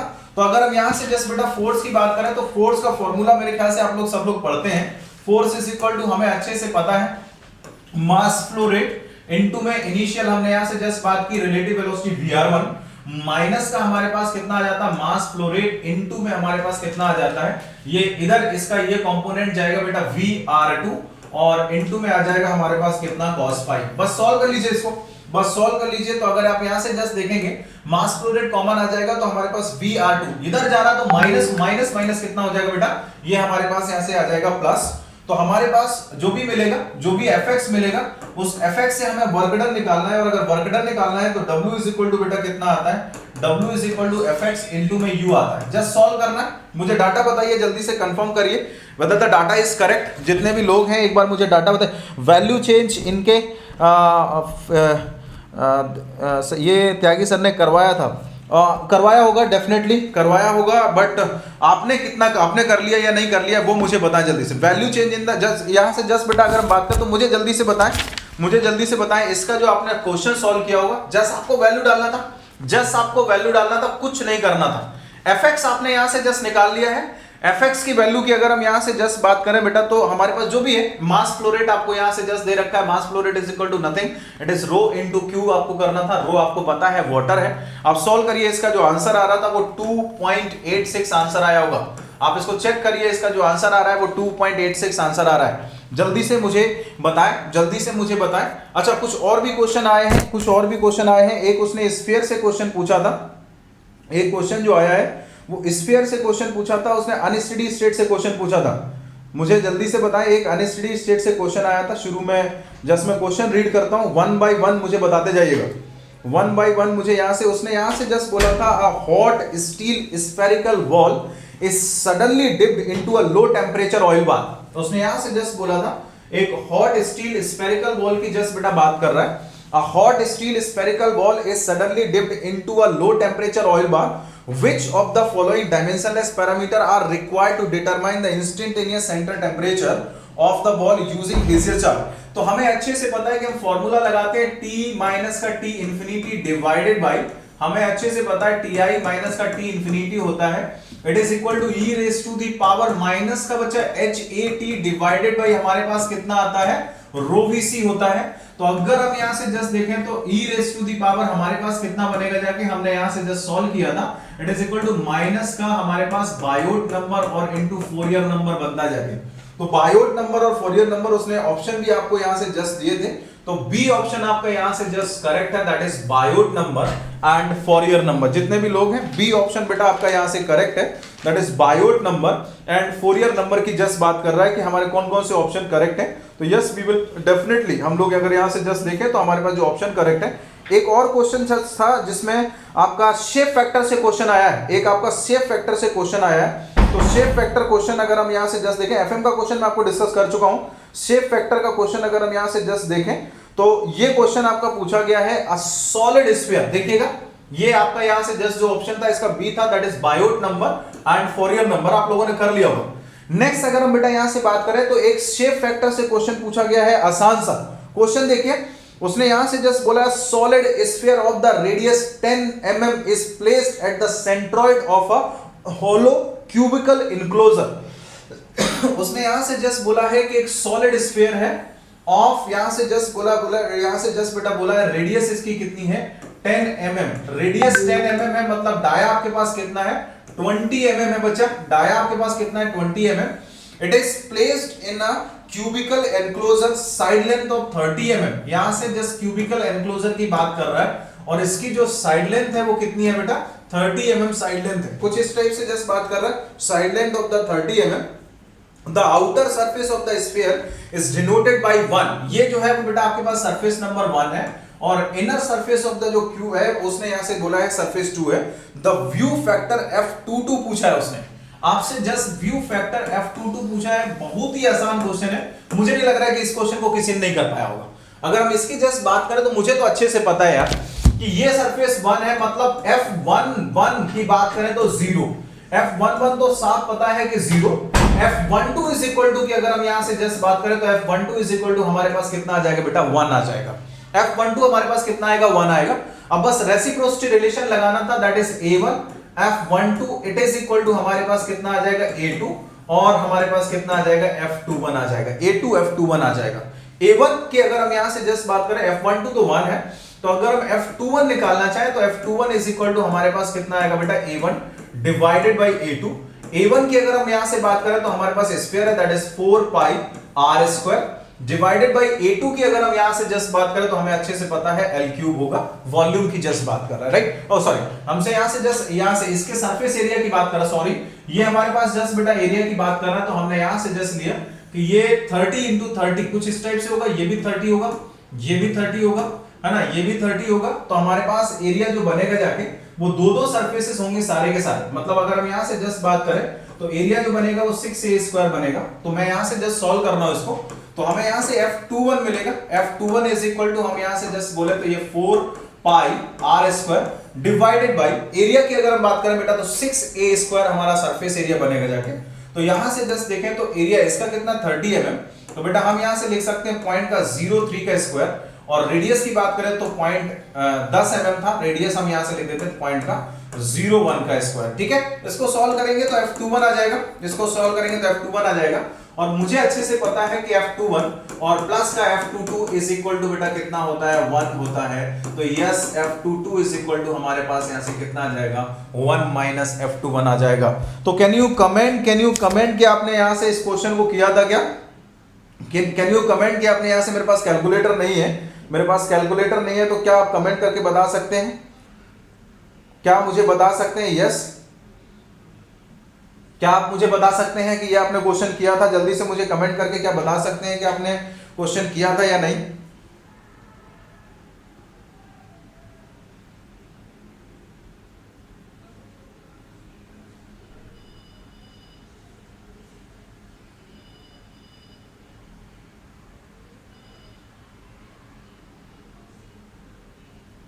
यस, जल्दी से बताएं मुझे कमेंट करके, जल्दी से बताएं। यस, तो ये आसान है बिल्कुल, रेसिप्रोसिटी रिलेशन लगाना था, और रेसिप्रोसिटी रिलेशन के बेस पे आपका जस्ट जो आंसर है वो तुरंत आ जाएगा। रेसिप्रोसिटी रिलेशन बस केवल लगाना था, और उसके बेसिस पे जो आपका आंसर है वो आपका आ जाएगा। तो जो भी आंसर है वो तुरंत, मुझे यहाँ से जस्ट कुछ नहीं करना था, आपको यहाँ से F21 निकाला था, मुझे कैलकुलेट करके बता देंगे तो 2 मिनट में हो जाएगा। अगर आप कैलकुलेट करके बता देंगे तो आपका यहाँ से F22 का जो भी आंसर है वो 2 मिनट में आ जाएगा। चलिए नेक्स्ट क्वेश्चन लेके कनिष्ठ सर आ रहे हैं, नेक्स्ट क्वेश्चन लेके आपके कनिष्ठ सर आ रहे हैं, और कनिष्ठ सर आपको जो भी क्वेश्चन है वो कराने वाले हैं। चलिए तो बने रहिए हमारे साथ, और बाकी लोगों को इन्फॉर्म कर दीजिए, बाकी लोगों को इन्फॉर्म कर दीजिए। ठीक है, तो एक कंप्रेसिबिलिटी फैक्टर वाला क्वेश्चन बता रहे हैं कि दिक्कत हो रही है सॉल्व करने में। तो सबसे पहले तो उसी को देख लेते हैं। मैं बता दूं आपको कि बहुत मुश्किल तो नहीं था, वो क्वेश्चन भी इजी है बिल्कुल। सो सबसे पहले उसी क्वेश्चन पे आते हैं, ठीक है ना। कंप्रेसिबिलिटी फैक्टर, अब जो क्वेश्चन मिलते जा रहे हैं, मैं आपको बोला हूं कि सारे के सारे 65 क्वेश्चन सॉल्व करेंगे, ठीक है ना। सो डोंट वरी, सबसे पहले कंप्रेसिबिलिटी फैक्टर वाला क्वेश्चन जो आपको मैं बता दूं कि क्या क्या डेटा दिया हुआ था, ठीक है ना। आपको कंप्रेसिबिलिटी फैक्टर पूछा गया था। सी कंप्रेसिबिलिटी फैक्टर, मैं Z बोलता हूं, आप देख लेना, कंप्रेसिबिलिटी फैक्टर आपको दिया हुआ था, ठीक है ना। इसके अलावा देखो जो वैल्यू अलग दी हुई थी वो क्या था, एक प्रेशर दिया हुआ था प्रेशर दिया हुआ था आपको 1500 किलोपास्कल, 1500 किलोपास्कल, राइट। और यहाँ पे आपको जो वॉल्यूम दिया हुआ था, बस वो आपको मोलर दिया हुआ था, क्या 2.75 मीटर क्यूब पर, सॉरी ये आपको मीटर क्यूब पर किलोमोल दिया हुआ था। एक्चुअली ये वो डेटा इसमें थोड़ा सा गलत आया, एक्चुअली किलोमोल दिया हुआ था, मीटर क्यूब पर किलोमोल वैल्यू आपको दे रखी है, ठीक है ना। इसके अलावा आपको आर बार, ठीक है। सो हो गया आपका, आपको कंप्रेसिबिलिटी फैक्टर दिया हुआ था, आपसे टेम्परेचर पूछा गया था। देखो कैसे सॉल्व करते हैं। ये क्या होता है आपका PV/N इज इक्वल टू आपका Z/R/T होगा।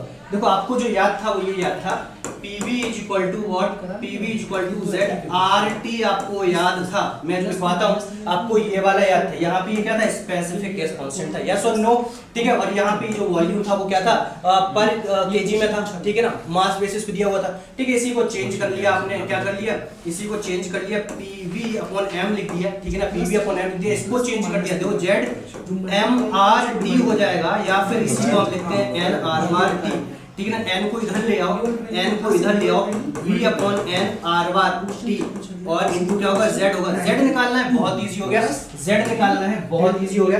सारी वैल्यूज को पुट कर दो, Z दिया हुआ है, सॉरी T निकालना है। सो T हो जाएगा आपका, P प्रेशर दे रखा है 1500, ठीक है ना, और आपको वॉल्यूम पर किलोमोल दे रखा है 2.75, 2.75 हो गया। डिवाइड कर देंगे आप आर बार से, आर बार आपका 8.314 है और इसके अलावा आपको z की वैल्यू 0.95 दे रखी है, सो वो वाली डाल दोगे। इसको सॉल्व करोगे, देख लेना बेटा आंसर आ रहा था 522.26। एक बार बता दो डेटा सब कुछ सही है, एक बार बता दीजिए मुझे कि डेटा बेटा सब सही है कि नहीं। टेल मी क्विकली, एक बार बता दो मुझे बेटा, क्विकली एक बार बता दो कि क्या सारा का सारा डेटा आपको समझ में आ रहा है कि नहीं आ रहा है, बोलो।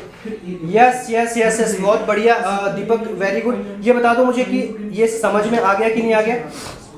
चलिए ठीक है, तो देखते हैं। एक बहुत बेहतरीन क्वेश्चन था एक्चुअली, क्या है ना कि आपको इजी क्वेश्चंस तो मिल जा रहे हैं। अब अच्छे वाले क्वेश्चन भी देख लो बेटा यहाँ पे, ठीक है ना। सो जो अच्छे क्वेश्चन हैं उनकी बात करते हैं यहाँ पे थोड़ी सी, ठीक है। ये रहा आपका नेक्स्ट क्वेश्चन जिसमें आपसे डिफ्लेक्शन पूछा गया था मिड लेंथ पे। डिफ्लेक्शन आपसे मिड लेंथ पे पूछा गया, सो डायरेक्ट रिजल्ट याद होगा तो कर लोगे। यहाँ पे मिड लेंथ पे पूछा था L/2 पे, ये टोटल लेंथ L है, टोटल लेंथ L है। सेल्फ वेट की वजह से आपको रोजी एक आपको दे रखा है गामा, ठीक है ना। रोजी की वैल्यू आपको गामा दे रखी है और आपको सेल्फ वेट की वजह से बताना था। तो देखो बेटा, देखो ऐसे क्वेश्चंस त्यागी सर आपने रिवीजन में भी कराए थे, बहुत बढ़िया। अगर त्यागी सर ने कराए थे तो आपको फायदा मिला है, ठीक है ना।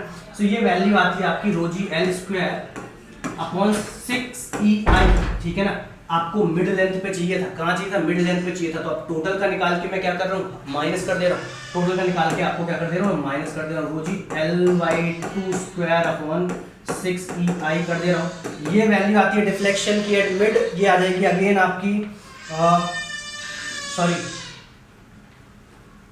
सॉरी ये ई था आपका, आई एम रियली सॉरी, कोई बात नहीं। यहाँ पे ये वैल्यू को ई आई नहीं है, बस सिंपली ई था। सो ये वैल्यू आ जाती है आपकी 6 आ रही है रो, ये आपका हो जा रहा है, ठीक।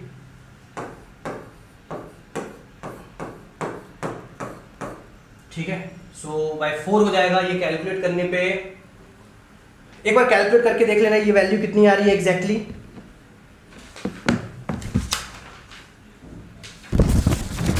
चलिए ठीक है, अगले क्वेश्चन पे आते हैं।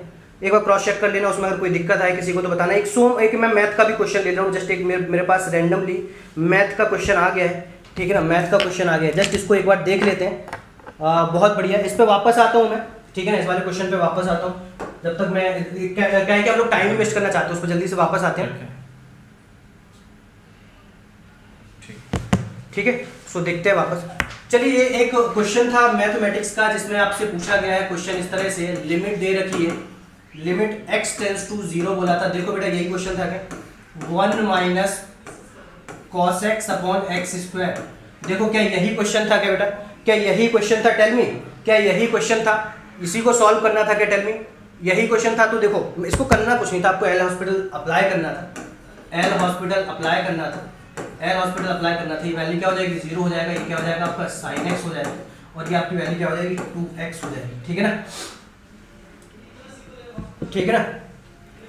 चलिए ठीक है, एक बार और अप्लाई कर देना, अभी फिर से 0/0 आ रहा है, ठीक है ना, फिर से 0/0 आ रहा है, ठीक है ना। sin 0 की वैल्यू 0 आनी है, सो यहाँ पे एक बार और अप्लाई कर देना, क्या हो जाएगा आपका cos x हो जाएगा और ये वैल्यू क्या हो जाएगी 2 हो जाएगी। 0 रखोगे यहाँ पे, आप लिमिट को क्या करोगे 0 डालोगे, सो वैल्यू आ जाएगी 1/2 आंसर। आपको 2 बार एल हॉस्पिटल अप्लाई करना था, इजी था। कितने लोगों का करेक्ट हुआ है बताओ बेटा, कितने लोगों का ये क्वेश्चन करेक्ट हुआ है, tell me.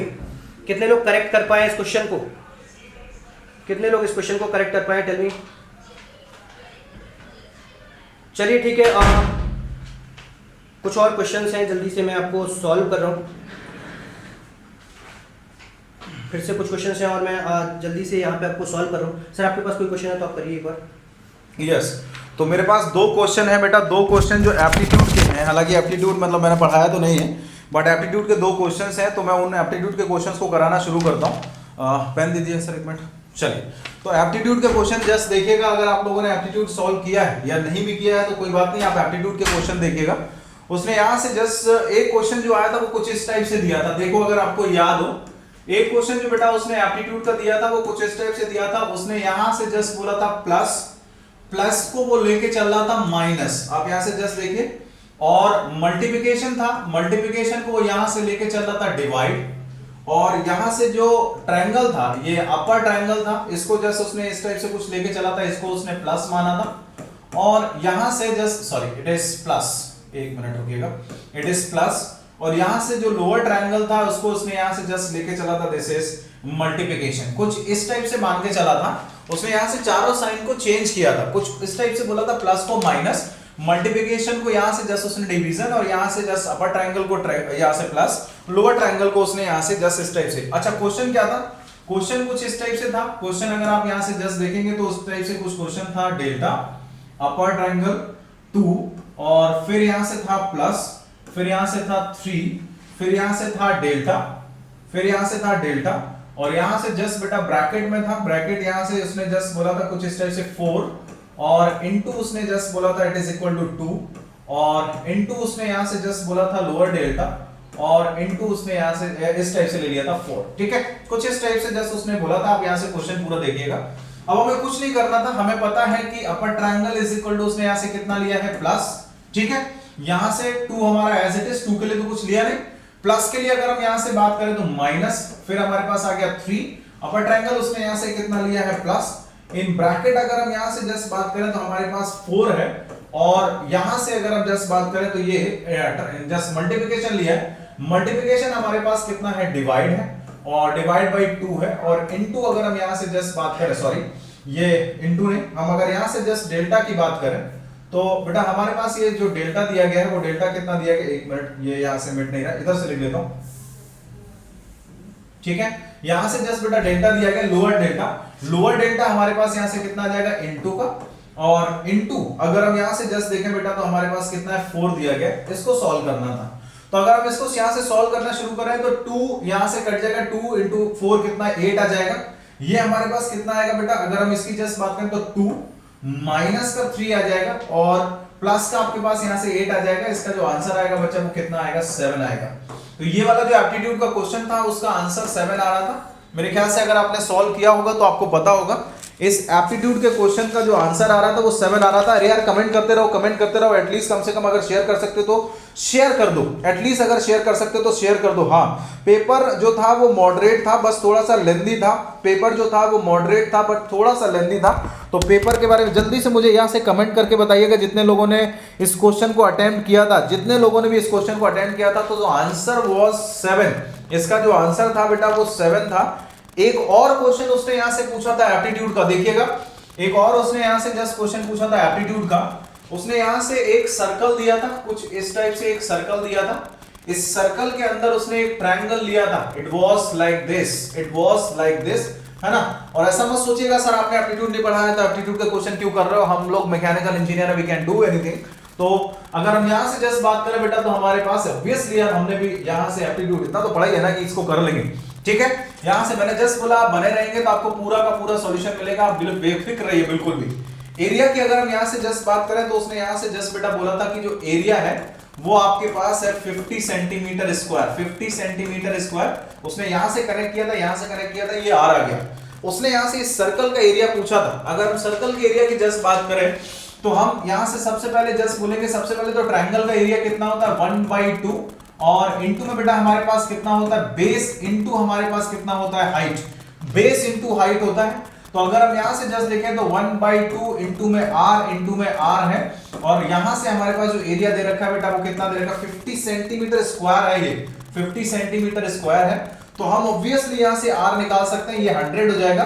r square is equal to आपके पास कितना आएगा 100। क्वेश्चन देखिए बिल्कुल हलवा था, और अगर r निकालोगे तो आपके पास यहां से कितना आ जाएगा 10 आ जाएगा। ठीक है, r अगर आपके पास यहां से 10 आ जाएगा। सर्कल का एरिया कितना होता है, एरिया इज इक्वल टू आपके पास आता है पाई r स्क्वायर। और अगर आपके पास ये बेटा यहां से जस्ट एरिया दे रखा है, अगर आप इसका एरिया निकालना चाह रहे हैं तो पाई और इनटू r आपको दे रखा है 10 का स्क्वायर, मतलब आप यहां से कितना दे देंगे, आंसर इज आपका 100 पाई। जो भी आपका गेट का क्वेश्चन था आंसर इज 100 पाई। तो जितने लोगों ने इसको किया है, जितने लोगों ने इसको किया है जल्दी से मुझे बता दें यस कि इसका जो आंसर था वो आपका 100 पाई आंसर आया है। बहुत ज्यादा मतलब बहुत ज्यादा टफ क्वेश्चन नहीं था, बहुत ही आसान सा क्वेश्चन था, इसमें ऐसा कुछ भी नहीं था जिसके लिए आप बोले कि नहीं सर ये वाला क्वेश्चन हमसे नहीं हुआ। होप सो कि आप सबसे ये वाला क्वेश्चन जो है वो बन गया होगा। तो ये 2 क्वेश्चन मुझे अभी तक एप्टीट्यूड के मिले हैं, 2 क्वेश्चन जो मुझे मिले हैं वो एप्टीट्यूड के मिले हैं। बाकी मैं देखता जाता हूं और भी क्वेश्चन अगर हमारे पास आते जाते हैं। आप लोगों के पास अगर कोई भी क्वेश्चन है तो प्लीज वो क्वेश्चन जल्दी से बताएं, प्लीज वो जल्दी से क्वेश्चन बताएं ताकि हम लोग यहाँ से जस्ट देते रहे, है ना। जितने भी क्वेश्चन अभी तक मेमोरी बेस्ड मिले हैं वो लोग हम लोग यहाँ से 1 बाय 1 कराते जा रहे हैं, तो आप लोग बस साथ में बने रहिए, आपके पास क्वेश्चन जो है वो 1 बाय 1 आते रहेंगे। और बाकी के जो क्वेश्चन है अभी गणेश सर कराएंगे। और हाँ यस, पेपर एनालिसिस आ गई है हमारे पास। चलिए पेपर एनालिसिस देख लेते हैं। सबसे पहले जो सबसे ज्यादा जरूरी है दैट इज पेपर एनालिसिस। चलिए पेपर एनालिसिस हम लोग यहाँ से जस्ट स्टार्ट करते हैं कि हमारा किस सेक्शन से कितना क्वेश्चन पूछा गया है। So please be with us. हमारे पास सबसे पेपर एनालिसिस जस्ट देखिए अगर पेपर एनालिसिस की बात करें तो हमारे पास सबसे पहले टोन एंड वाइब्रेशन की जस्ट बात कर रहे हैं, आगे आते हैं। ये हमारे पास है theory of machine and vibration. इसमें हमारे पास 3 MCQ आए हैं, 3 NAT आए हैं। मैं इधर से जस्ट इसको कट कर रहा हूं अभी, है ना, जस्ट 1 मार्क और 2 मार्क छोड़ के अभी मैं MCQ और NAT की जस्ट बात कर रहा हूं। yes. MCQ और NAT की। इसमें थ्योरी ऑफ मशीन और वाइब्रेशन में बेटा हमारे पास यहाँ से 3 MCQ आए हैं और 3 आपके पास यहाँ से NAT आए हैं। MCQ और NAT की बेटा अगर हम यहाँ से जस्ट बात करें तो ये हमारे पास एक बार कॉल देख लीजिएगा किसका है। अगर हम यहाँ से जस्ट बेटा बात करें, थोड़ा सा आगे देखिएगा, इसमें टोटल 6 क्वेश्चन पूछे गए, total 6 question theory of machine से पूछे गए। आगे बात कर ले स्ट्रेंथ ऑफ मटेरियल की। स्ट्रेंथ ऑफ मटेरियल की बेटा अगर हम यहाँ से जस्ट बात करें तो पीछे वाला पे आ जाते हैं, पीछे वाले पे आते हैं। Strength of material, strength of material जो बेटा हमसे पूछा गया है, मैं यही लिखता हूं इधर। स्ट्रेंथ ऑफ मटेरियल हमसे पूछा गया, सोम के 5 क्वेश्चन आए हैं, सोम के 5 क्वेश्चन आए हैं। और अगर यहां से MCQ की जस्ट बात करो, दिस इज MCQ एंड हम लोग जस्ट यहां से बात कर रहे हैं NAT की, ठीक है। MCQ एंड NAT की हम लोग यहां से जस्ट बात कर रहे हैं। सोम के बेटा हमारे पास ऐसे 5 क्वेश्चन लिया है, NAT आपके पास यहां से 2 क्वेश्चन आए। टोटल हमसे यहां से 7 क्वेश्चन पूछे गए। टोटल अभी तक जो 7 क्वेश्चन हमसे पूछे गए, इट इज 7 क्वेश्चंस पूछे गए। ये नीचे है, जस्ट इसको मैं हटा देता हूं, 1 मिनट, इसको जस्ट मैं हटा देता हूं ताकि आपको यहां से दिख जाए, ठीक है। अगर थोड़ी सी आगे जस्ट बात करें तो उसने FM का देख लीजिए, FM का उसने यहां से बेटा 0 क्वेश्चन आए। फ्लूइड मैकेनिक्स की अगर हम यहां से जस्ट बात करें तो 0 क्वेश्चन आपके MCQ है। NAT की बात करें तो NAT के आपके 3 क्वेश्चन आए। NAT के बेटा आपके पास यहां से 3 क्वेश्चन आए हैं। टोटल FM से 3 ही क्वेश्चन आए हैं। FM बहुत ज्यादा नहीं पूछा गया है, FM बहुत ज्यादा नहीं पूछा गया। थर्मल एंड एप्लीकेशन की अगर हम बात करें, थर्मोडायनेमिक्स एंड एप्लीकेशन में 5 क्वेश्चन जो है वो आपके MCQ आए हैं और 4 क्वेश्चन जो है वो आपके पास NAT आए। 4 क्वेश्चन जो है वो आपके पास NAT आए, ठीक है। इंडस्ट्रियल इंजीनियरिंग की जस्ट बात कर लेते हैं। सर ये 2 पेजेस हैं, एक यहीं से आप आगे बढ़ा लीजिएगा, आगे वाले पेज पे ये सारा का सारा एनालिसिस बच्चों को बता दीजिए एक बार, ठीक है। तो मैं आगे कंटिन्यू करता हूं। मैं बताते चल रहा हूं कि कैसा पेपर का लेवल है, सारी चीजें, total questions, total number of questions, so सारी बातें करते चलते हैं, ठीक है ना। आप लोगों को एक बार बता दूं, देखो ये थर्मो का जो जैसे भी बताया सर ने कि थर्मो एंड एप्लीकेशन में आपका MCQ 5 है और NAT 4 है। टोटल क्वेश्चंस 9 है। ये आपका कितना है, 4 है, ठीक है ना। टोटल क्वेश्चंस हैं आपके 9। और यहाँ पे मैं आपको डिफिकल्टी लेवल भी एक बार डिफिकल्टी लेवल भी देते जा रहा हूँ, ठीक है ना। डिफिकल्टी लेवल भी मैं यहाँ पे आपको लिखते चले जा रहा हूँ, ठीक है ना। सो आपको एक आइडिया लग जाएगा, ठीक है ना। रिलेटिवली मैं बात करूंगा, ठीक है। सो रिलेटिवली मैं बात करूंगा इसको, सर ये 1 मिनट, हाँ इसके बैक कर लीजिएगा। चलिए ठीक है, 1 मिनट एक जस्ट सेकंड ना, यस। सो यहाँ पे हम लोग बात करेंगे, ये हो गया आपका 9 क्वेश्चन है। थर्मो का पेपर जो था वो क्वेश्चंस इजी आए हैं। मैं ऐसे बोल सकता हूँ कि 1-2 क्वेश्चन थोड़े से मॉडरेट लेवल के हैं, बाकी सारे इजी हैं, ठीक है। अब तक हम लोग 3 क्वेश्चन देख चुके हैं, वो आपके सारे के सारे मॉडरेट लेवल के थे, ठीक है ना। सो मॉडरेट टू इजी लेवल के थे। 2-3 क्वेश्चन जो करें वो तो बिल्कुल इजी थे, ठीक है। सो ये हो जाता है आपका इधर। इसके बाद मैं आपसे नेक्स्ट बात करता हूँ, FM की हम ऑलरेडी बात कर चुके हैं, ठीक है ना। सो अब आते हैं नेक्स्ट प्रोडक्शन इंजीनियरिंग पे। MCQ 3 है, ठीक है ना। प्रोडक्शन इंजीनियरिंग में MCQ आपके 3 आए हैं और NAT आपके 6 आए। NAT आपके 6 आए हैं। टोटल 9 क्वेश्चन है, ठीक है ना। टोटल 9 क्वेश्चन है। सो ऐसा नहीं है कि प्रोडक्शन से बहुत ज़्यादा वेटेज इस बार दिया हो, वैसा नहीं किया है। आप देख रहे होंगे कि थर्मल का भी उतना ही वेटेज ऑलमोस्ट आपको दिख रहा है, ठीक है ना।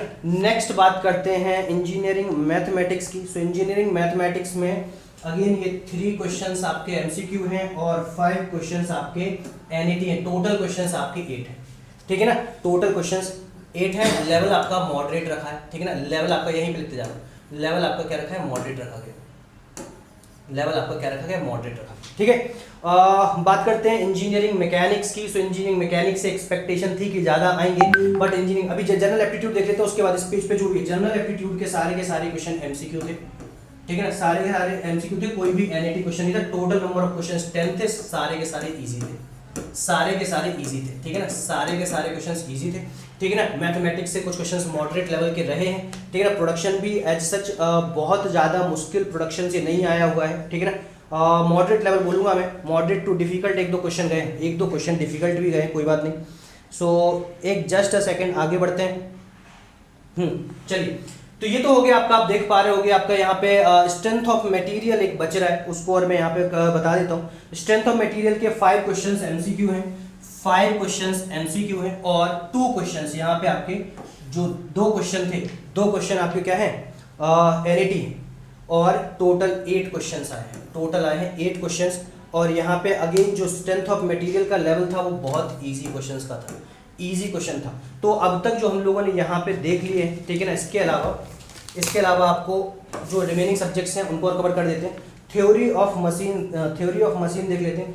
3 क्वेश्चन यहाँ पे आपके ये हो गया, ऑलरेडी कवर कर दिया सर ने, ठीक है।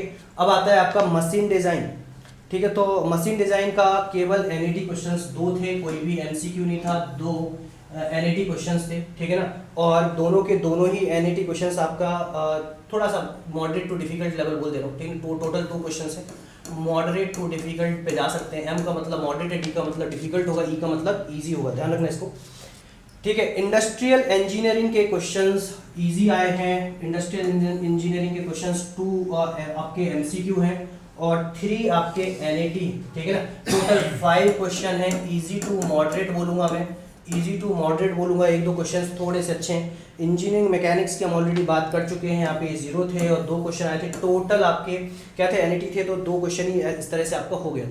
बचता है हीट ट्रांसफ़र, ठीक है। सो हीट ट्रांसफ़र का मेरे पास अलग से कैटेगराइजेशन नहीं है, सॉरी।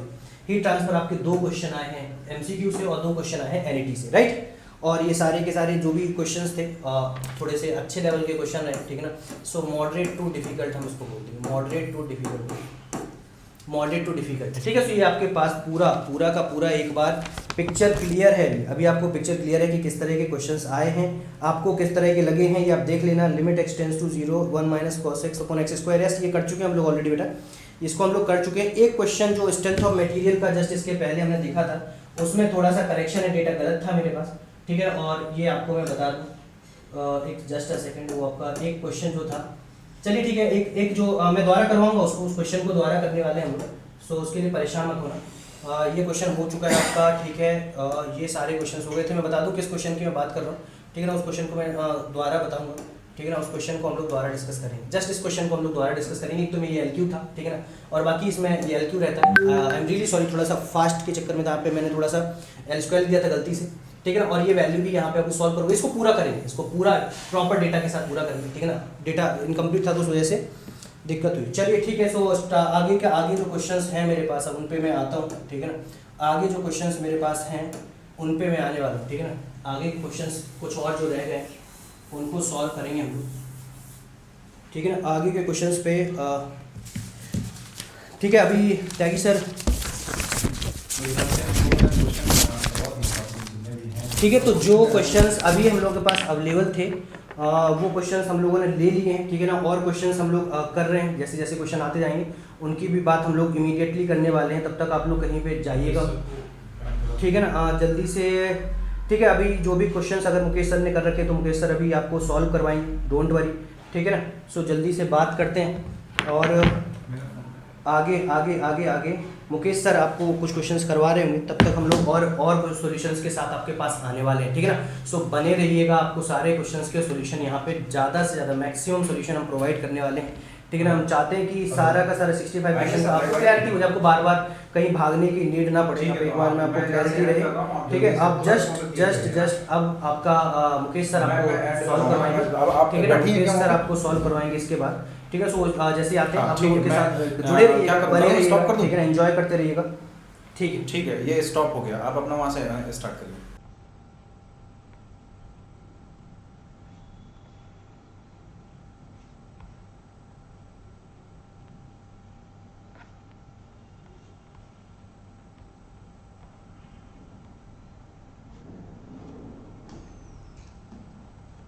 हेलो एवरीवन, चलिए और भी क्वेश्चंस देखते हैं।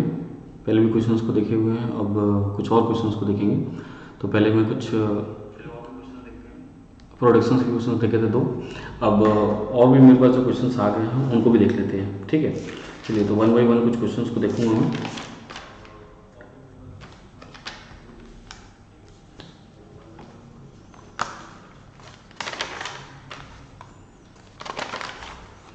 देखिए एक क्वेश्चन देख रहा हूँ मैं, इंडस्ट्रियल इंजीनियरिंग से क्वेश्चन देख रहा हूँ। Question from industrial engineering.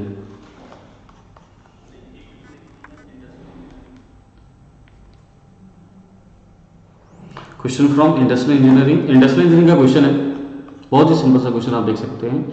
Industrial engineering का क्वेश्चन, इंडस्ट्रियल इंजीनियरिंग का बहुत ही सिंपल सा क्वेश्चन। और क्वेश्चन कुछ ऐसा है कि क्वेश्चन में आपको बोला हुआ है लैम्डा दिया हुआ है, that is mean arrival rate आपको दिया है, दैट इज 12 पर आवर दिया हुआ है। साथ ही साथ जो आपको सर्विस टाइम जो दिया है क्वेश्चन में, देख लीजिए जो आपको सर्विस टाइम दिया हुआ क्वेश्चन में, service time mean service time that is given as 4 minute, वो 4 मिनट का आपको दिया है। तो उसे अगर आप मीन सर्विस रेट अगर निकालते, that is mu, that is mean service rate अगर आप निकालेंगे तो वो जो आपका मीन सर्विस रेट आएगा, मीन सर्विस रेट जो आएगा that is 60/4 that is equal to, because 1 घंटे में 60 मिनट है, that is equal to 15 persons per hour आप ऐसा बोल सकते हैं, और 15 सर्विस पर आवर आप ऐसा बोल सकते हैं। तो लैम्डा आ गया 12 और म्यू आ गया 15 आ गया आपके पास। क्वेश्चन में जो पूछा था उसकी बात करेंगे। क्वेश्चन पूछा था लेंथ ऑफ सिस्टम, पूछा था आपसे length of system. Length of system आपसे क्वेश्चन में पूछा हुआ था, what is length of system, system length क्या होगा, जिसको हम लोग LS के नाम से बोलते हैं। लेंथ ऑफ सिस्टम आपको निकालना, what is length of system. देखिए बहुत ही सिंपल सा है, लेंथ ऑफ सिस्टम का डायरेक्ट फॉर्मूला आपके पास होता है, that is lambda upon mu minus lambda, बस simple lambda upon mu minus lambda, और कुछ नहीं करना होता है आपको। लैम्डा का वैल्यू सब्स्टिट्यूट कर दीजिए, तो अगर आप लैम्डा का वैल्यू सब्स्टिट्यूट करते तो आपको दिया हुआ दैट इज इक्वल टू 12, और म्यू का वैल्यू आपने निकाल लिया है 15 माइनस लैम्डा का वैल्यू फिर यहाँ पे हो जाएगा 12 हो जाएगा। तो LS लेंथ ऑफ सिस्टम जो आएगा आपके पास, तो ये आ जाएगा आपके पास 12 divided by 15 minus 12 that is equal to 3, cancel कर देंगे। तो लेंथ ऑफ सिस्टम जो है वो आ रहा है आपके पास 4, सो 4 इज राइट आंसर। तो ये आ गया आपके पास राइट आंसर आ गया, here we have right answer, ये आ गया आपके पास राइट आंसर आ गया है। सो 4 राइट आंसर यहाँ पे आपके पास हो गया है, 4 इज राइट आंसर। ये बहुत ही सिंपल सा क्वेश्चन था, बिकॉज आपको जो पूछा था सिर्फ और सिर्फ आपको पूछा था लेंथ ऑफ सिस्टम पूछा था। लेंथ ऑफ सिस्टम का डायरेक्ट फॉर्मूला होता है, मुझे लगता है कि एज यूजुअल जैसे कि एक्सपेक्टेड रहता है इंडस्ट्रियल इंजीनियरिंग में, जो अगर आप देखेंगे वेटिंग लाइन थ्योरी या फिर क्यू थ्योरी देखेंगे तो इसी टाइप के क्वेश्चन एकदम इजी क्वेश्चन एक्सपेक्टेड रहते हैं हर साल, ऑलमोस्ट डायरेक्ट फॉर्मूला बेस्ड वैसे क्वेश्चन आया, कोई भी नया चीज इसमें नहीं था। इनफैक्ट देखा जाए तो लास्ट 2, 3 या 4 ईयर्स के कंपैरिजन में और आसान क्वेश्चन आया है और डिफिकल्ट नहीं आया है, आप देख सकते हैं। बहुत ही सिंपल सा क्वेश्चन था। चलिए अब अगले क्वेश्चन बढ़ेंगे हम लोग, अगले क्वेश्चन पे हम लोग बढ़ते हैं। एक क्वेश्चन ऐसा आया हुआ था, ये क्वेश्चन काफी सिंपल रहा होगा, सबको एक बार बताइएगा, ठीक है। अगले क्वेश्चन पे चलते हैं। Here we have next one, ये रहा आपके पास अगला क्वेश्चन, स्ट्रेंथ ऑफ मटेरियल से ले रहा हूँ। ये रहा आपके पास अगला क्वेश्चन स्ट्रेंथ ऑफ मटेरियल से, ठीक है। स्ट्रेंथ ऑफ मटेरियल से ये रहा अगला क्वेश्चन। ये क्वेश्चन इस तरीके से देख लीजिए, here we have question like this. ये क्वेश्चन कुछ आपका इस तरीके से स्ट्रेस स्ट्रेन कर्व आपको बना के दिया हुआ है, ठीक है। देख लीजिए स्ट्रेस स्ट्रेन कर्व आपको बना के दिया है, और ये कुछ कर्व ऐसा आपको बना के दिया है ना, here we have curve like this, और उसके बाद ये ना लोडिंग कर्व ऐसा, और वापस अनलोड इस तरीके से हो रहा है। देख लीजिए अनलोड इस तरीके से आपको हो रहा है, ये अनलोड ऐसे इस तरीके से दिया हुआ है, ठीक है। और ये इस पॉइंट पे जो स्ट्रेन आपको दिया हुआ था, देख लीजिए इस पॉइंट पे जो स्ट्रेन आपको दिया है दैट इज 0.03 का ये स्ट्रेन दिया हुआ, और इस पॉइंट पे जो स्ट्रेन दिया है वो 0.01 आपको दिया हुआ है, ठीक। आगे जो पूछा हुआ है, और ये यहाँ पे लोड का वैल्यू भी आपको दिया हुआ है ना, here we have 200 megapascal, 200 megapascal ये दिया हुआ है स्ट्रेस, 200 मेगापास्कल दिया है। आपसे जो पूछा है क्वेश्चन में वो पूछा what is the value of strain. Strain में दोनों निकालना है, इलास्टिक वाला स्ट्रेन भी निकालना है आपको, इलास्टिक स्ट्रेन जो है वो भी आपको पूछा हुआ है, और दूसरा स्ट्रेन प्लास्टिक वाला जो स्ट्रेन है वो भी आपसे पूछा है, इलास्टिक और प्लास्टिक दोनों स्ट्रेन आपसे पूछा है। क्वेश्चन काफी सिंपल है, even though you don't require any calculation, आपको किसी कैलकुलेशन की भी नीड नहीं होगी, किसी कैलकुलेशन की नीड नहीं होगी। बिकॉज देखो इलास्टिक प्लास्टिक में डिफरेंस क्या, सिर्फ ये समझना मैं आपको बता दूं, इलास्टिक और प्लास्टिक डिफरेंस क्या है? देखिए, जैसे अगर मैं इलास्टिक की बात कर रहा हूँ तो जो रिकवर हो गया उसको इलास्टिक बोलेंगे हम लोग, इलास्टिक बोल रहे हैं हम लोग। और जो परमानेंट सेट हो गया है, प्लास्टिक मतलब परमानेंट हो गया है। प्लास्टिक की अगर हम लोग बात करते हैं, हम लिख भी दे रहा हूँ, देख लीजिए। प्लास्टिक की बात करूंगा तो उसमें जो ना, प्लास्टिक की बात करूंगा तो प्लास्टिक मतलब होगा वो परमानेंट टाइप का हो जाएगा ना, परमानेंट वाला जो हो जाएगा वो प्लास्टिक हो गया।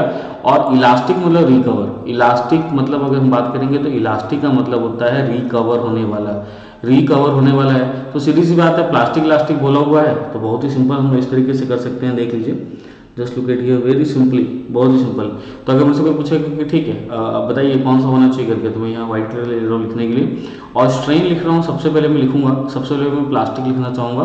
प्लास्टिक जो बच गया, देखिए जब लोड अनलोड हो गया ना, ये वाला देखिए, ये व्हाइट कलर से बना रहा हूँ इसको, जब ये अनलोड हो गया है तो स्ट्रेन जो बचा हुआ है आपके पास, ये स्ट्रेन यहाँ से यहाँ तक बचा हुआ है, तो ये स्ट्रेन जो आ गया दैट इज 0.01, ये आ गया आपके पास, प्लास्टिक आ गया 0.01 जो आ गया।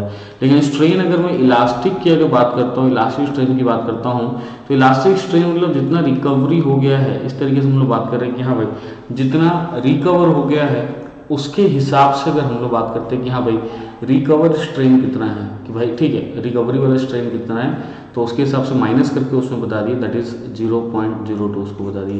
तो इस तरीके से इसका सोल्यूशन हो जाएगा, इस तरीके से इसका आंसर आ जाएगा। काफ़ी सिंपल था, बहुत ही आसान क्वेश्चन था। इलास्टिक प्लास्टिक स्ट्रेन बोला था, आराम से इसको बता दिए। चलिए ठीक है, एक और क्वेश्चन बढ़ते हैं। नेक्स्ट अगले क्वेश्चन बढ़ रहे हैं। अगला क्वेश्चन है आपके पास, अगला क्वेश्चन आपका प्रोडक्शन से है। अगला क्वेश्चन देख लेते हैं प्रोडक्शन इंजीनियरिंग से। बहुत ही सिंपल सा क्वेश्चन है प्रोडक्शन इंजीनियरिंग से। देखेंगे जब आप मेटल कटिंग पढ़ते हैं, या फिर अगर मैं मेटल कटिंग की बात करूँ, मेटल कटिंग बोलूँ या प्रोडक्शन बोलूँ, इससे अगर मैं बात करूँगा तो क्वेश्चन आपको कुछ इस तरीके से दिया हुआ है। क्वेश्चन आपको कुछ इस तरीके से दिया है, आपको ना जेनरेट्रिक्स और डायरेक्ट्रिक्स दिया है, इस तरीके से आपको दिया हुआ है। सो हियर वी हैव, ये जो सर्कल बना हुआ है ये आपको दिया हुआ है, जेनरेट्रिक्स दिया हुआ है, साथ ही साथ आपको दिया हुआ है ये लाइन आपको दिया है, डायरेक्ट्रिक्स दिया है, ठीक है, डायरेक्ट्रिक्स दिया है। और पूछा है क्या फॉर्म होगा। 4 ऑप्शंस भी दिए हुए थे, ऑप्शंस मेरे पास नहीं है फिलहाल, 4 ऑप्शंस भी दिए हुए थे इसमें। तो अब देखिए होगा क्या, जो जनरेट कर रहा है वैसे सर्कल और ट्रैवल करेगा स्ट्रेट लाइन में, तो जब ऐसे करेगा तो ऑब्वियसली ये इस तरीके से सर्कुलर, इस तरीके से ट्रैवल करेगा लाइक दिस, इस तरीके से हो जाएगा, इस तरीके से जाएगा। और जनरली ऐसा होता जो है, जनरली ऐसा हम लोग देखते हैं कि टर्निंग ऑपरेशन जनरली इस तरीके का हम लोग देखते हैं कि इस तरीके से जनरेट डायरेक्ट होगा। तो इसका जो आंसर होगा, जिसमें 4 ऑप्शंस थे ABCD, ठीक है, मेरे पास फिलहाल अभी 4 ऑप्शंस नहीं है, ABC और D मैं आपको बता दूं। इसका जो राइट आंसर होगा वो आपके पास हो जाएगा सिलेंडर बनने वाला है, ठीक है, ये हो जाएगा आपका सिलेंडर हो जाएगा। So cylinder will be the right answer. तो सिलेंडर आपके पास राइट आंसर हो गया। जेनेटिक्स दिया था, तो डायरेक्ट्रिक्स दिया था, तो सिलेंडर इसका जो होगा आपके पास राइट आंसर होगा। 4 ऑप्शंस थे ABCD, MCQ क्वेश्चन था। फिलहाल अभी तक मुझे कोई MSQ क्वेश्चन नहीं मिला है, मिलता तो बहुत इंटरेस्टिंग होता, उसको भी आपके साथ डिस्कस करता। बट फिलहाल जो क्वेश्चंस मुझे मिले हुए हैं वो सिर्फ मिले हुए हैं MCQ। 4 में से एक आंसर सही होता, सिलेंडर वाला आंसर इस वाले केस में सही हो जाता, सिलेंडर वाला आंसर। एक जबरदस्त क्वेश्चन देखेंगे अगला क्वेश्चन। नेक्स्ट क्वेश्चन एकदम जबरदस्त क्वेश्चन देखूंगा, स्ट्रेंथ ऑफ मटेरियल का, डिफ्लेक्शन से है, बनाने का तरीका मेरा एकदम अलग रहता है, यूनिक रहता है, जबरदस्त फॉर्म में मजा आएगा आपको देख के। सोल्यूशन देख लीजिए, ठीक है, इस तरीके से आपको डिफ्लेक्शन का क्वेश्चन दिया है ना, डिफ्लेक्शन का क्वेश्चन दिया है, डिफ्लेक्शन का question from strength of material, strength of material से, ठीक है। चलिए एक चीज और बताऊंगा, जितने भी लोग हैं कनेक्टेड मेरे साथ, अगर जो लोग मतलब नेक्स्ट टाइम अगर मान लीजिए ऐसे गेट को अटेम्प्ट करना चाहते हो या ऐसा सोच रहे हो कि हाँ भाई अटेम्प्ट करना है, तो सब्सक्राइब कर सकते हैं अनअकैडमी प्लस को by using my code MS11। मेरा कोड MS11 आप यूज कर सकते हैं, अनअकैडमी प्लस को सब्सक्राइब कर सकते हैं। उसके बाद मेरे लाइव क्लास में आइए, और हमारा बैच जो स्टार्ट हो रहा है वो देख लीजिए, बैच 22 और 23 के लिए बैच भी स्टार्ट हो रहा है, नया बैच भी स्टार्ट हो रहा है गेट EAC 2023 के लिए 20 फरवरी से स्टार्ट कर रहा हूँ। तो आप मेरे लाइव क्लास में आ सकते हैं, बात कर सकते हैं, हेल्प ले सकते हैं, अपनी स्टडीज को प्लान कर सकते हैं। So subscribe Unacademy plus by using my code MS11 code का यूज कर सकते हैं, ठीक है। चलिए डिफ्लेक्शन की बात कर रहा हूँ। डिफ्लेक्शन से क्वेश्चन आया था, स्ट्रेंथ ऑफ मटेरियल से क्वेश्चन ऐसा है, देख लीजिए इस तरीके से। ये क्वेश्चन ऐसा है कि ये बीम है आपके पास, और बीम कैंटिलीवर बीम में फिक्स किया हुआ है, और ये वाला पॉइंट देखिए जो फ्री एंड है उसको A बोल रहा हूँ, उस पर मोमेंट लगा हुआ है, here we have moment, bending moment M लगा हुआ है, और मिड पॉइंट है वो आपके पास B है, और जो फिक्स वाला पॉइंट है वो आपके पास C है। ओवरऑल लेंथ की अगर मैं आपसे बात करूं तो टोटल लेंथ जो है वो बीम का L लेंथ है, कैंटिलीवर बीम का टोटल लेंथ यहाँ पे L दिया, स्मॉल L से यहाँ प्रेजेंट कर दिया हूँ। पूछा क्या है, deflection at point B that is that centre, centre पे सिर्फ डिफ्लेक्शन पूछा है और कुछ भी नहीं पूछा है। देखिए बहुत ही सिंपल ऐसा क्वेश्चन होता है। बहुत लोग लोड को शिफ्ट करेंगे या कुछ और करेंगे, मैं ऐसा कुछ भी नहीं करता हूँ। Definitely I will go bye moment area method. मेरा सिंपल जो सोल्यूशन होगा वो होगा bye moment area method, because I feel कि इससे इजी कुछ नहीं होता। मैंने बहुत बार सिखाया भी है, यूट्यूब पे बहुत बार सिखाया मैंने, तो आप देखेंगे मोमेंट एरिया मेथड की बात करूंगा। और जो लोग मेरे फुल कोर्स में होंगे, जो अनअकैडमी प्लस में से फुल कोर्स में पढ़े होंगे, उनके तो बाएं हाथ का खेल होगा ये क्वेश्चन, बाएं हाथ का खेल होगा क्वेश्चन, एकदम फटाफट बना लेंगे। मोमेंट एरिया मेथड से कुछ भी नहीं होगा। बेंडिंग मोमेंट ड्रॉ करते हैं तो बेंडिंग मोमेंट डायग्राम ड्रॉ कर लीजिए। तो अगर आप बेंडिंग मोमेंट डायग्राम ड्रॉ करेंगे, so here we have BMD, that is bending moment diagram. ये आ गया आपके पास बेंडिंग मोमेंट डायग्राम बन के आ गया, जहां पे ये मैक्सिमम मोमेंट आपके पास हर जगह कांस्टेंट मोमेंट रहेगा, m रहेगा, और लेंथ आपके पास l आ गया। अब होगा क्या, आपके पास जो डेल्टा का फॉर्मूला होता है मोमेंट एरिया मेथड में, आपके डेल्टा का जो फॉर्मूला है वो होता है area into X bar divided by E into I होता है, सिर्फ इतना ही होता है। अब देखिए एरिया कैसे होगा बताइए, तो जिस पॉइंट पे स्लोप जीरो है, देख लीजिए इस पॉइंट पे स्लोप जीरो है, ये वाला ऐसा सी वाला पॉइंट है जहां पे थीटा का वैल्यू जीरो, स्लोप का वैल्यू जीरो है, इस वाले पॉइंट को लूंगा, और बी वाले पॉइंट जहां पे डिफ्लेक्शन निकालना, उन दोनों पॉइंट ओनली बी टू सी। तो मेरे को ना सिर्फ बी से सी तक मतलब होगा, ये वाला पॉइंट सी है, ये वाला पॉइंट मेरा देख लीजिए बी है, और ये वाला पॉइंट मेरा ए है। तो मुझे ए से बी तक मतलब नहीं, मुझे सिर्फ जो मतलब है बी से सी तक का एरिया लेना होगा, ओनली दिस एरिया, ये मुझे सिर्फ एरिया लेना पड़ेगा। तो मुझे जो सिर्फ एरिया लेना होगा वो लेना होगा सिर्फ बी से लेके सी का एरिया मुझे लेना पड़ा, और उसका सेंट्रॉइड यहाँ पे एक्स बार आ जाएगा मेरे पास, हियर वी हैव एक्स बार, और ये डिस्टेंस आ गया मेरे पास एक्स बार आ गया, ये एक्स बार है, एक्स बार का वैल्यू कितना हो गया l/4 हो गया, और ये कितना डिस्टेंस हो गया l/2 हो गया। तो एरिया तो निकाल सकता हूं मैं, ठीक है, क्योंकि m हो गया। तो एरिया का वैल्यू कितना आएगा देख लीजिए, इसका आगे अगर सोल्यूशन में प्रोसीड करूंगा तो एरिया कितना आएगा बताइए, तो एरिया का वैल्यू आ रहा है आपके पास लेंथ इंटू विड्थ, यानी m into l/2, m into l/2 area आ गया, मल्टीप्लाइड बाई एक्स बार कितना आ रहा है बताइए, l/4 divided by e into Y. तो फाइनली जो आपके पास आंसर आ गया deflection at point B delta B, finally deflection at delta B जो आ गया finally, what will be this value देख लीजिए, तो ये हो जाएगा ml स्क्वायर, ये हो गया आपके पास ml square divided by 8 into E into y, divided by 8 into y. बहुत ही सिंपल, बहुत ही सिंपल। ऐसे मोमेंट एरिया मेथड डिफ्लेक्शन कैसे, मैंने बहुत सारे यूट्यूब पे 3 घंटे का 6 घंटे का मैराथन मैंने लिया हुआ है डिफ्लेक्शन का, जिसमें मैं मोमेंट एरिया मेथड और कंजुगेट भी मेथड बहुत ज्यादा फोकस करके बताए भी हूँ। मोमेंट एरिया मेथड काफी आसान होता है, ठीक है, मोमेंट एरिया मेथड काफी simplest method, I can say simplest method, एकदम सिंपल। मैंने बहुत बार यूट्यूब पे बताया हुआ है, डिफ्लेक्शन बहुत बार पढ़ाया हुआ हूँ। 3 घंटे का मैराथन है डिफ्लेक्शन का मेरा, 6 घंटे का मैराथन है, उसमें पूरा बताया हूँ कि कभी भी ऐसा क्वेश्चन आता है तो कुछ भी नहीं करना है, सिंपली मोमेंट एरिया मेथड लगाना है, बेंडिंग मोमेंट डायग्राम ड्रॉ करना है, area into X bar divide by, अगर यहीं पे अगर स्लोप पूछा होता तो मैं क्या करता, simply a divided by e into Y, X bar वहां से खाली हटा देता बस, और कुछ भी नहीं करता। तो ml square divided by 8ei, this is the right answer, ये आपके पास आ गया है, राइट आंसर आ गया है। So here we have right answer, ये आपके पास आ गया, राइट आंसर आ गया। कोई किसी एक ऑप्शन में होगा उसको आप टिक कर देंगे। मैं ऐसे 4 ऑप्शंस तो नहीं लिख रहा हूँ कि हाँ ये a है, ये b है, ये c है या फिर d है, ऐसे 4 ऑप्शंस तो नहीं लिख रहा हूँ, बट ऐसे आपके पास होंगे और आप उसको टिक कर सकते हैं। तो बहुत ही सिंपली आप उसको टिक कर दीजिए, हो गया आपके पास, सॉल्व कर लीजिए, इस तरीके से आपके पास हो चुका है, ठीक है। चलिए और कुछ नेक्स्ट क्वेश्चंस देखता हूँ, मेरे पास और जो क्वेश्चंस अवेलेबल है वैसे क्वेश्चंस को देखूंगा कि हाँ भाई आपको कौन से क्वेश्चंस हो पा रहे हैं ना, उन क्वेश्चंस को देख लेते हैं, ठीक है। अच्छा, किसी ने लिखा हुआ, दीपक मान लिखा है सर फटाफट हो गया करके, ठीक है, हाँ 8 वाला करेक्ट है, definitely ml square divided by 8ei, बहुत ही सिंपल है। कुछ लोग क्या करेंगे दूसरे मेथड से करेंगे, कुछ लोग लोड ओवर को शिफ्ट करेंगे, बट ऐसा कुछ भी नहीं करना, सिंपल मोमेंट एरिया मेथड लगाइए, क्वेश्चन आपका फटाफट बन गया एकदम, बहुत ही अच्छे तरीके से क्वेश्चन आपको बन जाता है। चलिए और अगर मैं क्वेश्चंस की अगर बात करूं, और अगर मैं क्वेश्चंस की अगर बात करता हूं तो और भी क्वेश्चंस आया हुआ है, और भी क्वेश्चंस अगर आया हुआ है तो देख लेते हैं। एक और क्वेश्चन देखते हैं स्ट्रेंथ ऑफ मेटल का, बहुत ही सिंपल सा क्वेश्चन है, देखते हैं क्वेश्चन कैसे बनेगा स्ट्रेंथ ऑफ मटेरियल का, ठीक है। देखिए न्यू बैच स्टार्ट हो रहा है, मैं आपको बता दूं न्यू बैच स्टार्ट हो रहा है, डिटेल कोर्स फॉर, ठीक है, प्लस कोर्स से स्टार्ट हो रहा है गेट और इसी 22-23 के लिए, अनअकैडमी प्लस पे स्टार्ट होगा, प्लस पे स्टार्ट होगा तो डेफिनेटली स्टार्ट हो रहा है, 20 फरवरी से स्टार्ट हो रहा है ना, 20 फरवरी से स्टार्ट हो रहा है। तो आप सब्सक्राइब कर लीजिए अनअकैडमी प्लस को, आज अनअकैडमी प्लस को सब्सक्राइब कर लीजिए, जहां पे योगेश त्यागी सर रहेंगे, मैं रहूंगा, कनिष्ठ सर रहेंगे, और यहाँ पे एक फोटो नहीं है, लमिनेसी मैडम भी रहेंगी, ठीक है। तो वैसे कंडीशन में आप देख सकते हैं, आप कोड यूज करेंगे MS11 MS11 कोड को यूज करेंगे, अनअकैडमी प्लस को सब्सक्राइब करेंगे, आ जाएंगे लाइव क्लास में, मस्त पढ़ेंगे एकदम। याद रखिएगा M for Mukesh, S for Sharma, then 1, ये कोड भूलिएगा मत, इसको यूज करके आप सब्सक्राइब करें अनअकैडमी प्लस को और आ जाइए लाइव क्लास में। चलिए आगे बढ़ते हैं हम लोग, चलिए आगे बढ़ जाते हैं, नेक्स्ट क्वेश्चन देख लेते हैं। ये रहा आपके पास नेक्स्ट क्वेश्चन, ये रहा आपके पास नेक्स्ट क्वेश्चन। ये इस तरीके से आपके पास एक बीम दिया है, इस तरीके से आपके पास एक बीम दिया हुआ है और ये बीम ओवरहैंगिंग बीम है और इसके ऊपर लगा हुआ है यूडीएल लगा हुआ, देख लीजिए ओवरहैंगिंग बीम है और इसके ऊपर लगा हुआ है यूडीएल लगा हुआ है इस तरीके से। यूडीएल का वैल्यू आपको दिया हुआ है दैट इज 20 किलो न्यूटन पर मीटर, 20 किलो न्यूटन पर मीटर आपको यूडीएल का वैल्यू दिया हुआ है। और यहाँ पे देख लीजिए 2 सपोर्ट लगा हुआ नीचे ओवरहैंगिंग बीम में। क्रॉस सेक्शन एरिया दिया हुआ है, क्रॉस सेक्शन एरिया आपको दिया है 24 mm cross 100 mm, cross 100 mm। और वैसे भी आप देख सकते हैं कि बीम में वैसे भी है, बीम को स्ट्रॉन्ग रखना है तो विड्थ कम होना चाहिए, डेप्थ ज़्यादा होना चाहिए, तो 100 mm आपको यहाँ पे दिया हुआ है। ठीक है, पूछा गया है सिग्मा बेंडिंग मैक्सिमम, जो सिर्फ पूछा, यहाँ लिख दे रहा हूँ sigma bending maximum, maximum bending stress कितना होगा, सिर्फ ये पूछा है। What is the value of sigma bending maximum, ये पूछा है। सीधा दिमाग में फॉर्मूला आएगा, तो आपके पास जो फॉर्मूला होता है सिग्मा बेंडिंग मैक्स का जो फॉर्मूला होता है, सिग्मा बेंडिंग मैक्स का जो फॉर्मूला होता है आपके पास वो डायरेक्ट होता है आपके पास सिग्मा बेंडिंग मैक्सिमम की अगर मैं बात करूँ तो डायरेक्ट आपके पास जो फॉर्मूला है वैसा हो जाता है M max sigma equal to M by I into Y. तो ये होता है M by I into Y होता है, लेकिन ये एम का भी ना मैक्सिमम वैल्यू होना चाहिए और वाई का भी मैक्सिमम वैल्यू होना चाहिए, वाई का भी मैक्सिमम वैल्यू होना चाहिए।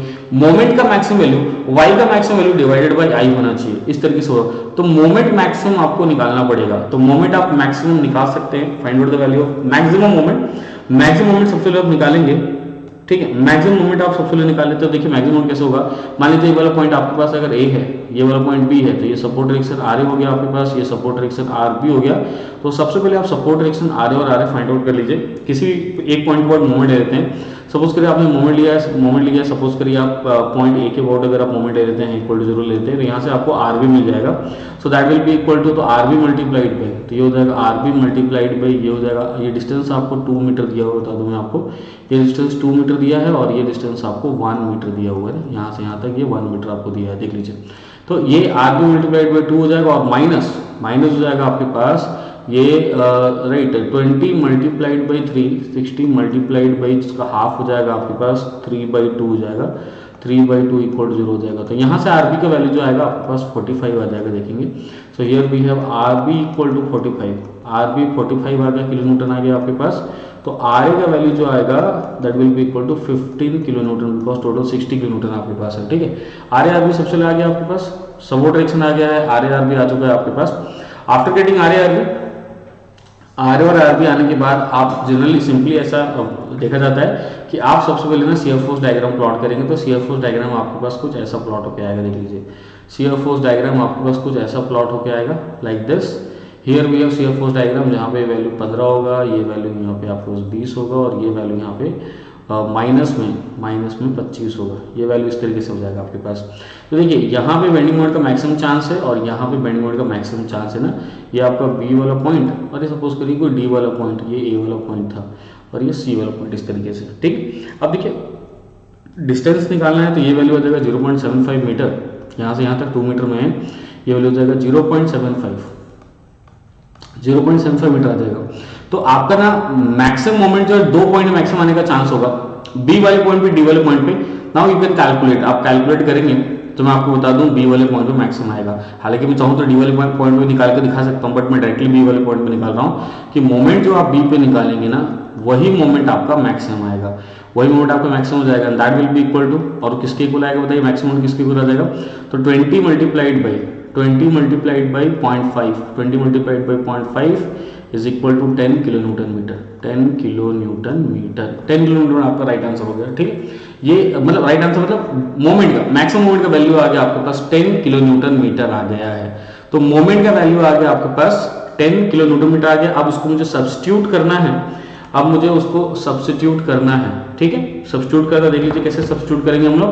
तो मेरे को मोमेंट का वैल्यू आ गया है, वाई मैक्सिमम कितना होगा देखिए, अगर यहाँ पे मैं इसका ले लेता हूँ, ये न्यूट्रलाइज ले लेता हूँ तो वाई मैक्स कितना आ जाएगा, तो ये जो वाई मैक्स का जो वैल्यू आपके पास उसका हाफ हो जाएगा, that is equal to 50 mm होगा। जरूरत पड़ेगा तो उसको मीटर में कन्वर्ट कर लेंगे, अगर जरूरत पड़ेगा तो, अदरवाइज नहीं पड़ेगा तो नहीं करेंगे। ठीक है, 50 mm हो जाएगा और 10 किलोमीटर हो गया। चलिए आगे बढ़ जा रहे हैं, नेक्स्ट वाले पेज पे आ जा रहा हूं। सिग्मा बेंडिंग मैक्सिमम आपको निकालना है, तो सिंपली ऐसा होकर देखिए, क्योंकि आपको जो सिग्मा बेंडिंग मैक्स जो आप निकाल रहे हैं, सिग्मा बेंडिंग मैक्स जो आप निकाल रहे हैं वो आप ले रहे हैं एम मैक्स, एम का maximum value multiplied by Y का मैक्सिमम ले रहे हैं, डिवाइडेड बाई ले रहे हैं आप आई ले रहे हैं ना। यूनिट का केयर करेंगे थोड़ा सा हम लोग, यूनिट का केयर कर लेते हैं। तो अगर आप यूनिट का अगर थोड़ा सा ध्यान देंगे तो हम लोग मोमेंट m को क्या करेंगे, चेंज करेंगे। तो मोमेंट m जो होगा उसको हम न्यूटन मीटर में नहीं रख के या किलोमीटर में रख के हम लोग न्यूटन mm में रख लेंगे, उसको न्यूटन में रख लेंगे, और y मैक्सिमम को mm में रख लेंगे, डिवाइड बाई i जो है वो mm⁴ में हो जाएगा आपके पास। तो ये हो जाएगा न्यूटन पर mm² आ जाएगा, इट विल बी न्यूटन पर mm²। तो ठीक है, वैल्यूज को रख लेते हैं। बेंडिंग मोमेंट आपके पास है that is 10 kilo newton, 10 kilo newton metre है आपके पास, 10 kilo newton metre. Newton metre बनाने किलो न्यूटन को न्यूटन बनाने के बाद 10⁻³ से मल्टीप्लाई न्यूटन मीटर आया। मीटर को mm बनाने के लिए फिर से इसको 10⁻³ से मल्टीप्लाई कर दिया इंटू y मैक्स, तो y की वैल्यू आपका 50 है और i की वैल्यू 1/12 bh³ होता है। i की वैल्यू तो 1/12 bh³, तो बेस आपका 24 है into height cube that is 100 जो है 100 का आपका क्या कितना आ गया यहाँ पे क्यूब आ गया। ये directly in terms of Newton पर mm², और इसी को बोलते हैं हम लोग मेगा पास्कल, इसी को बोलते हैं हम लोग मेगा पास्कल बोलते हैं। Just try to solve this value, इस वैल्यू को आप सब्स्टिट्यूट कर लीजिए, कितना आएगा सॉल्व कर लीजिए। तो ये 12 यहाँ नीचे से इसको हटा दो, ये 12 यहाँ से हटेगा तो मल्टीप्लाइड बाई 12 यहाँ आ गया आपके पास, या 12 या फिर 12 कर सकते हैं, या फिर इसको यहाँ मत रखिए, सीधा 12 2 से 24, 2 से यहाँ वैसे कैंसिल हो गया आपके पास।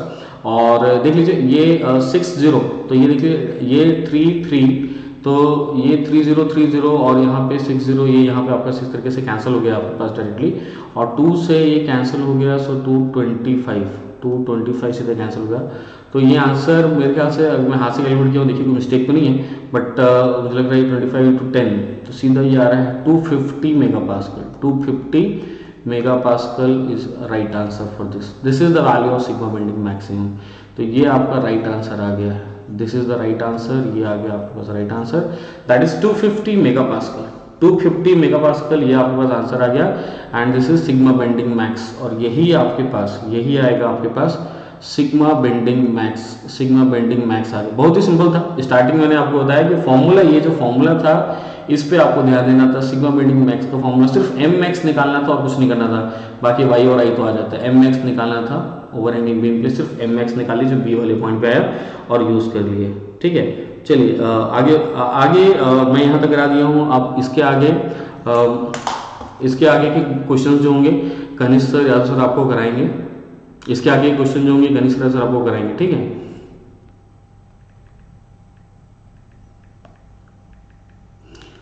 तो बने रहिएगा सेशन में बने रहिएगा डेफिनेटली। इसके आगे के बहुत सारे क्वेश्चन जो हैं कनिष्ठ सर और योगेश त्यागी सर आपको करवाएंगे, क्वेश्चन में सेशन बिल्कुल बने रहिए, ठीक है।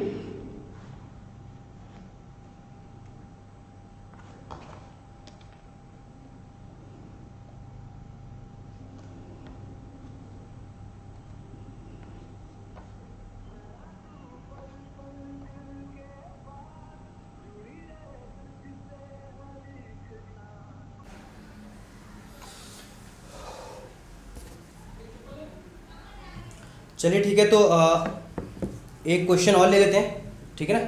और उसके बाद फिर एक क्वेश्चन था जो लास्ट मैंने जो वैल्यू लिखी थी वो सब कुछ सही था, मतलब उसमें कुछ भी गलत नहीं था, सारी वैल्यूज करेक्ट थी।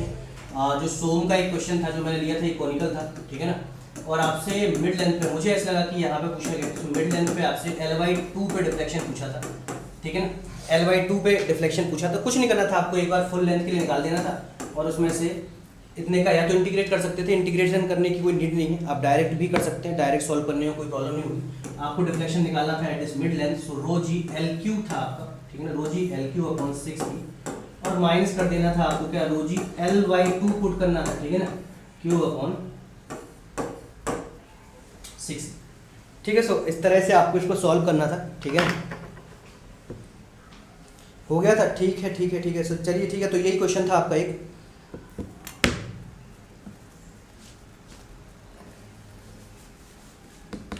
ठीक है, तो ये आपका ठीक है, आप लोग जो लोग भी कर चुके हैं, आप लोग अपना जो भी बाकी का बचा हुआ है आपका, चलिए आप लोग क्वेश्चन भेजते रहिए। अभी तक जितने भी क्वेश्चन आए हैं उनको हमने कर लिया है, बाकी अभी शाम को हम लोग पूरा प्रॉपर डिस्कशन करेंगे, जिसमें जितने भी क्वेश्चन तब तक मिल जाएंगे, तो पूरा का पूरा डिस्कशन करने के बाद शाम को इसकी एनालिसिस करेंगे कि कैसे कैसे हुआ, कितना कट ऑफ जाना चाहिए, कितना कितना अभी पेपर 1 पेपर 2 में क्या कंपैरिजन है, तो उसको शाम को 9 बजे एनालिसिस करेंगे। रिमेनिंग क्वेश्चन जो है वो हम शाम को इसी में कवर अप करेंगे।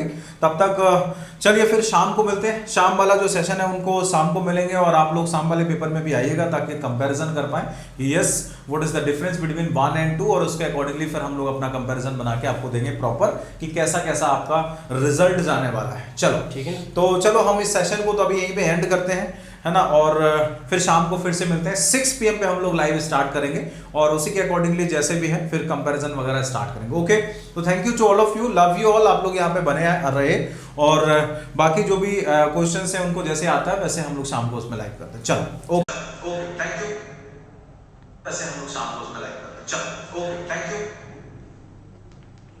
वैसे हम लोग शाम को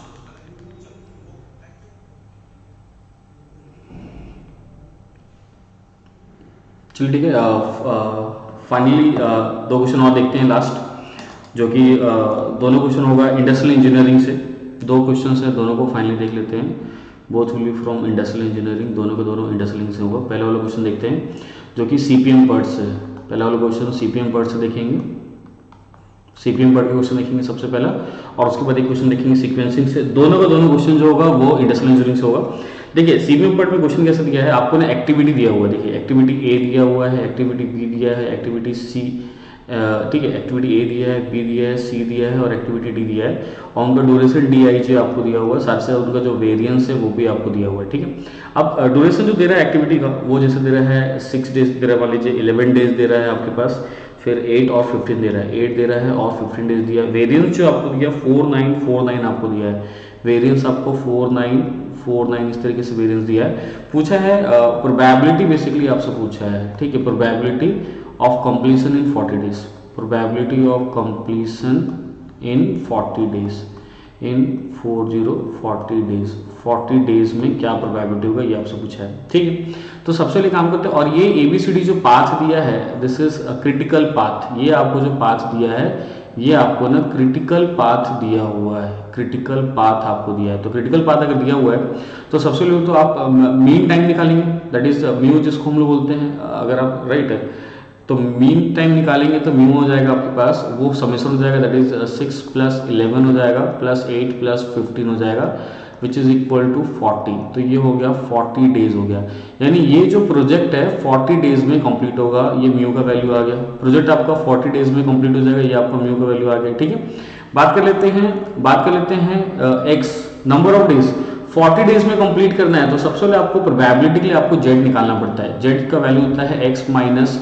mu by sigma of the critical path. तो एक्स का वैल्यू कितना बताइए, 40 डेज में कंप्लीट पूछा हुआ है, और म्यू जो है प्रोजेक्ट ड्यूरेशन जिसको बोलते हैं वो भी आपको 40 डेज दिया है, divide what ever the value of sigma, तो आपका जेड का वैल्यू आ गया 0, और जैसे जेड का वैल्यू 0 आएगा तो आपको पता है कि ये नॉर्मल डिस्ट्रीब्यूटेड कर्व होता है इस तरीके से, और जेड का वैल्यू 0 आने से देख लीजिए इस तरीके से, यहाँ पे आपके पास जेड का वैल्यू 0 आ जाएगा, तो ये 50% जो हो जाएगा वो आपका राइट आंसर हो जाएगा 50%।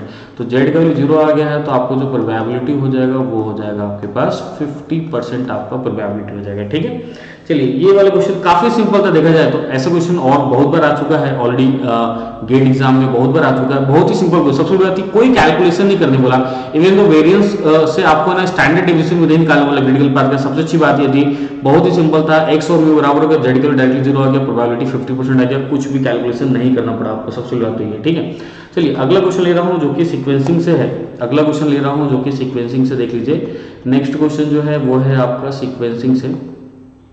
नेक्स्ट क्वेश्चन आपका सीक्वेंसिंग इंडस्ट्रियल इंजीनियरिंग का ही क्वेश्चन है, IE इंडस्ट्रियल इंजीनियरिंग क्वेश्चन आप देख सकते हैं। सीक्वेंसिंग कैसा बोला हुआ है आपको ना, मशीन 1 और मशीन 2 पे ना प्रोसेसिंग टाइम दिया हुआ है, जैसे जॉब आपको दे दिया, देख लीजिए आपको जॉब दे दिया है, और साथ ही साथ मशीन 1 पे और मशीन 2 पे उसका प्रोसेसिंग टाइम दे दिया है। ठीक है, जैसे आप देखेंगे तो जॉब आपको दिया हुआ है, A दिया है, ठीक है, B है, फिर C है, फिर D है, फिर E, फिर F और G और H इस तरीके से आपको दिया है। ठीक है, ये आपको ने दिया हुआ है। अब प्रोसेसिंग टाइम जो है 2489, पहले वाली मशीन को दिया है 2489 दिया हुआ है, 2489 765 ये दिया है 765 और 10 आपको दिया है, और दूसरे वाले पे अगर आपको दिया है, ये दिया है 6 दिया है, 1 दिया है, 379 दिया है, और 5 2 4 दिया है ना, ये 5 2 और 4 दिया हुआ है इस तरीके से।